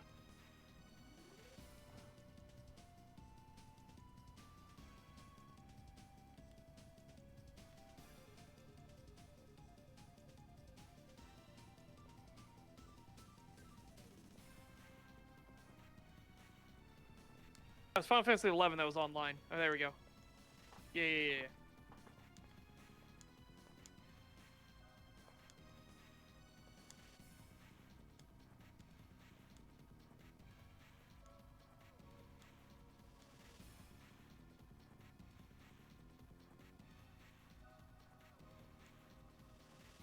I'm looking forward to Skywind. I am.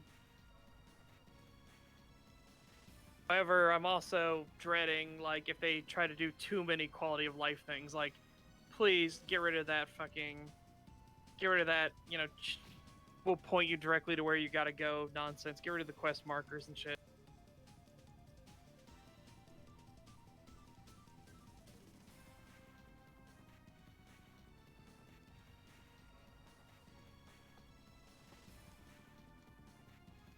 Well, that's Square Enix for you. They kind of do weird things with their franchise.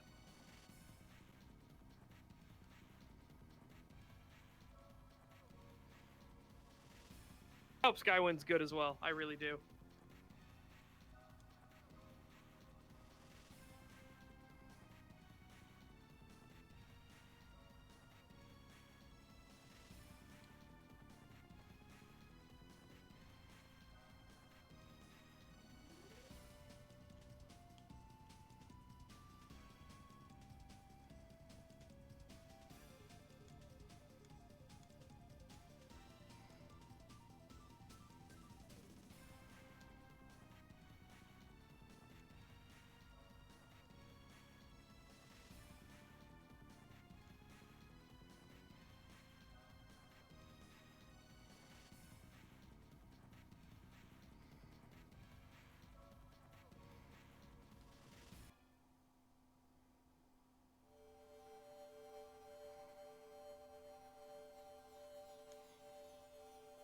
F13 doesn't exist? Well, unfortunately.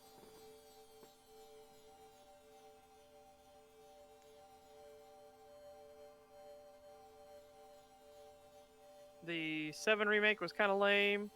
They only made one small chunk of it, padded it to hell with side quests, and then sold it for full game price. Yeah. Any word on Skywind release yet? As far as I know, no. 13 sucked, but honestly, it still had some good music and didn't let me down as badly as 15 did. I hated Final Fantasy VII's D-Make so much. They even censored Tifa CGI Mega Milkers. Sony is evil.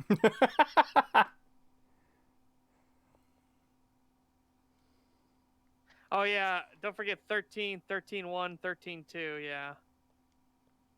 Oh boy.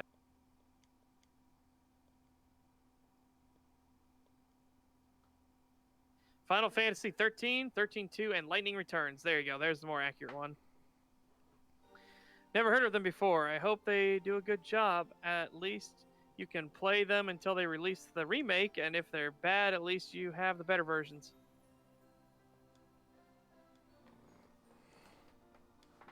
The world is ending. Let's all move to contemporary Japan. I mean, I don't think Japan's all that great, but you know what? I wouldn't be against it either.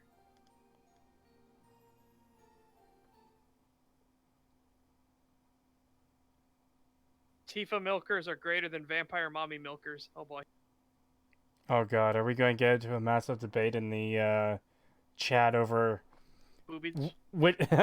which cartoon titty is the best? Or I should say video game titty. Tifa best girl. Reason 1, she isn't dead.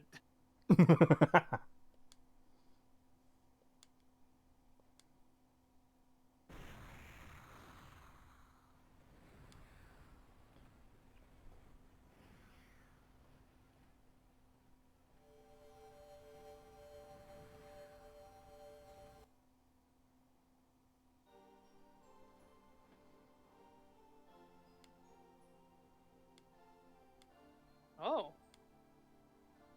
I haven't checked into Skywind for a while, so I'm watching their new dev video. Well, new to me, I should say. But yeah, it's looking pretty nice.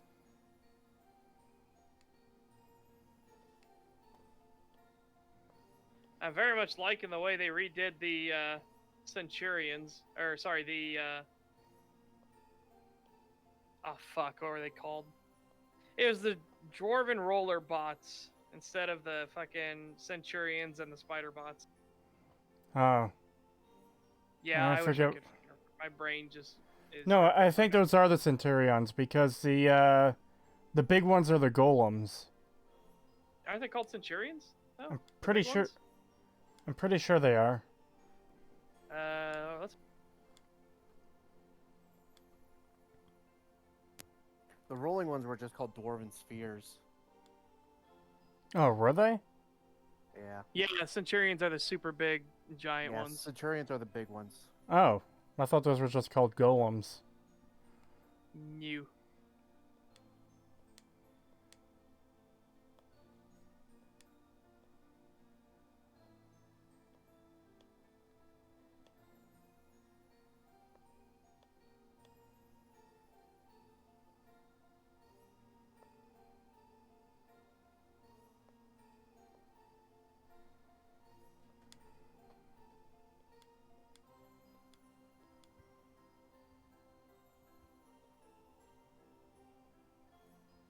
Ah, no, in the old games, in Morrowind, they were called Centurions.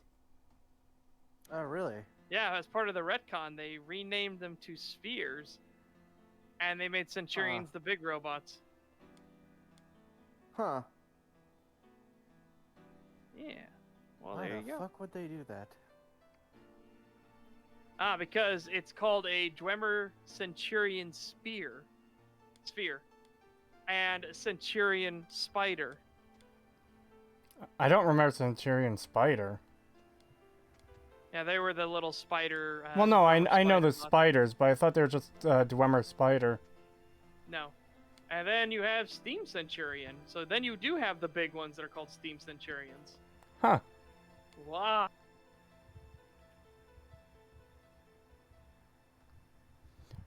Two additional types of Centurions were encountered in Tribunal expansion. I just want to point out a comment in chat quickly. Ave, true to Tifa. Nice.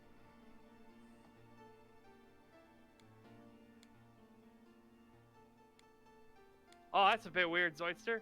Bro, I'll gladly become a zombie if that means Jill Valentine is who's putting a bullet in my head. Ooh. No thanks.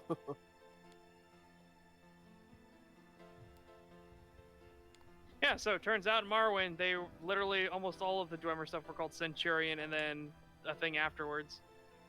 And then the big ones were just called Steam Centurions. Hmm.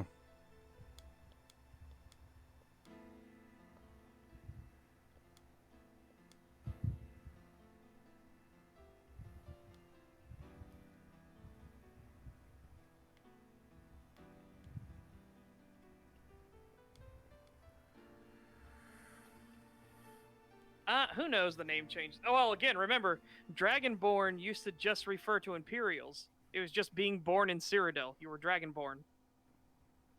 And now it's fucking your Jesus for some reason. Well, even in Morrowind, they refer to the Nerevarine as being a Dragonborn. But you don't. Yeah, obviously, you're not specifically an Imperial.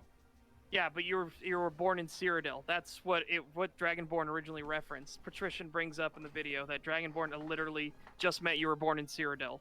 Ah. Under the sign of the dragon. You know, under the banners of the dragon. So it's like, yeah. It's fucking weird. Imagine being named after a shape.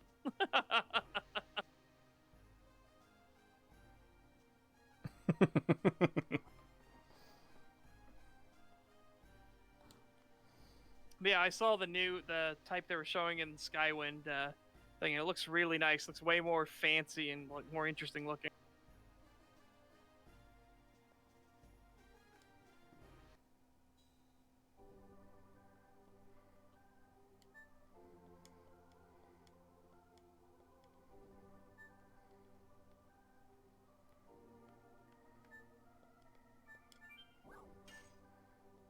Ooh, hold on a second. Hold up.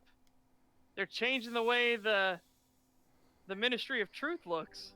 Huh? How much?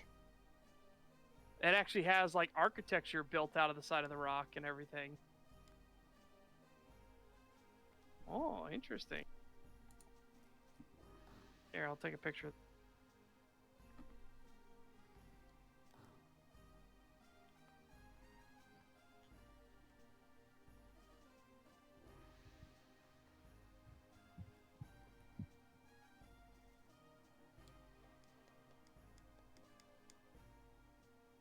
Oh my god, fuck off. What? I don't know. My dude just decided even though he had stamina, he's like, I'm just gonna take a really long time with this swing and let this really stupid enemy kill me for no reason.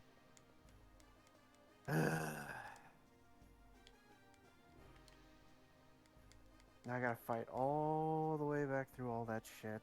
Actually, what am I doing? I'll just full screen this and then take a screen.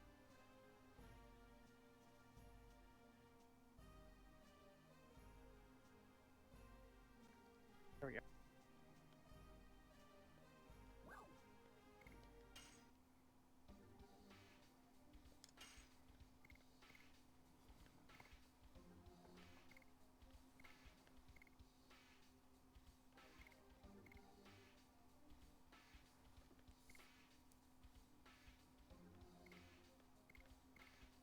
I do like they've got a kind of cool statue thing that that they're showing in this concept art for it as well. Here, when I link the statue thing is in the top right. Let's see. Put it in. Oh. Yeah, Yeah, it does I look like- interesting.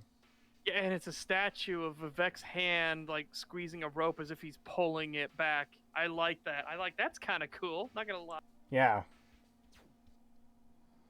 that's a neat touch, and I do like it because it fits more as kind of like what it's supposed to be. You know, like of course, instead of just digging into it, they actually have like full architecture sticking out of it and make it look interesting. Yeah, I do really like that. Yeah.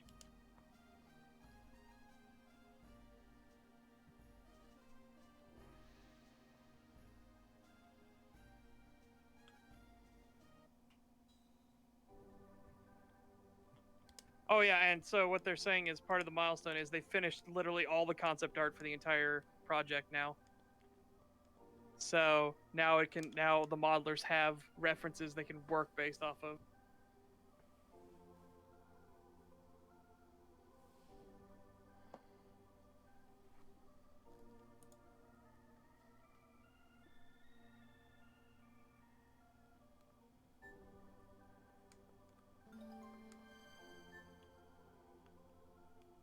Oh.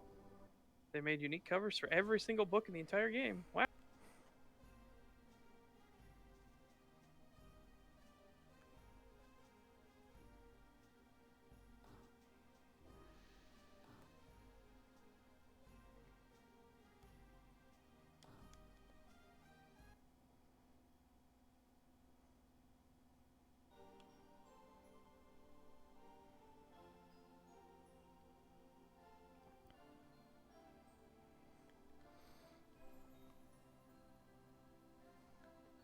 Oh, here we go. They show a 3D render of the new Centurion.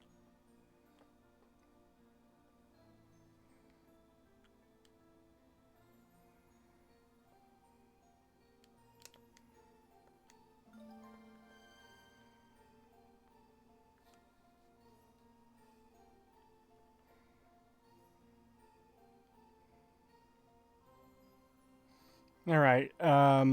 I'm gonna save the game now and end the stream. Yes. Just gotta get back over to the save point. To everyone in chat, thank you for coming out. And have a good one, I guess. Yeah.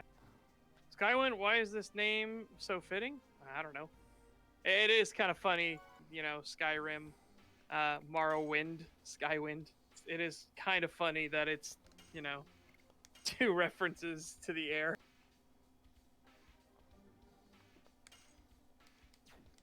Testicle shavers are cool legit. What the fuck? What? I guess that's the note we're ending the stream on. Have a good night, everybody. Yeah, take care, everybody. It was good to see you guys coming out.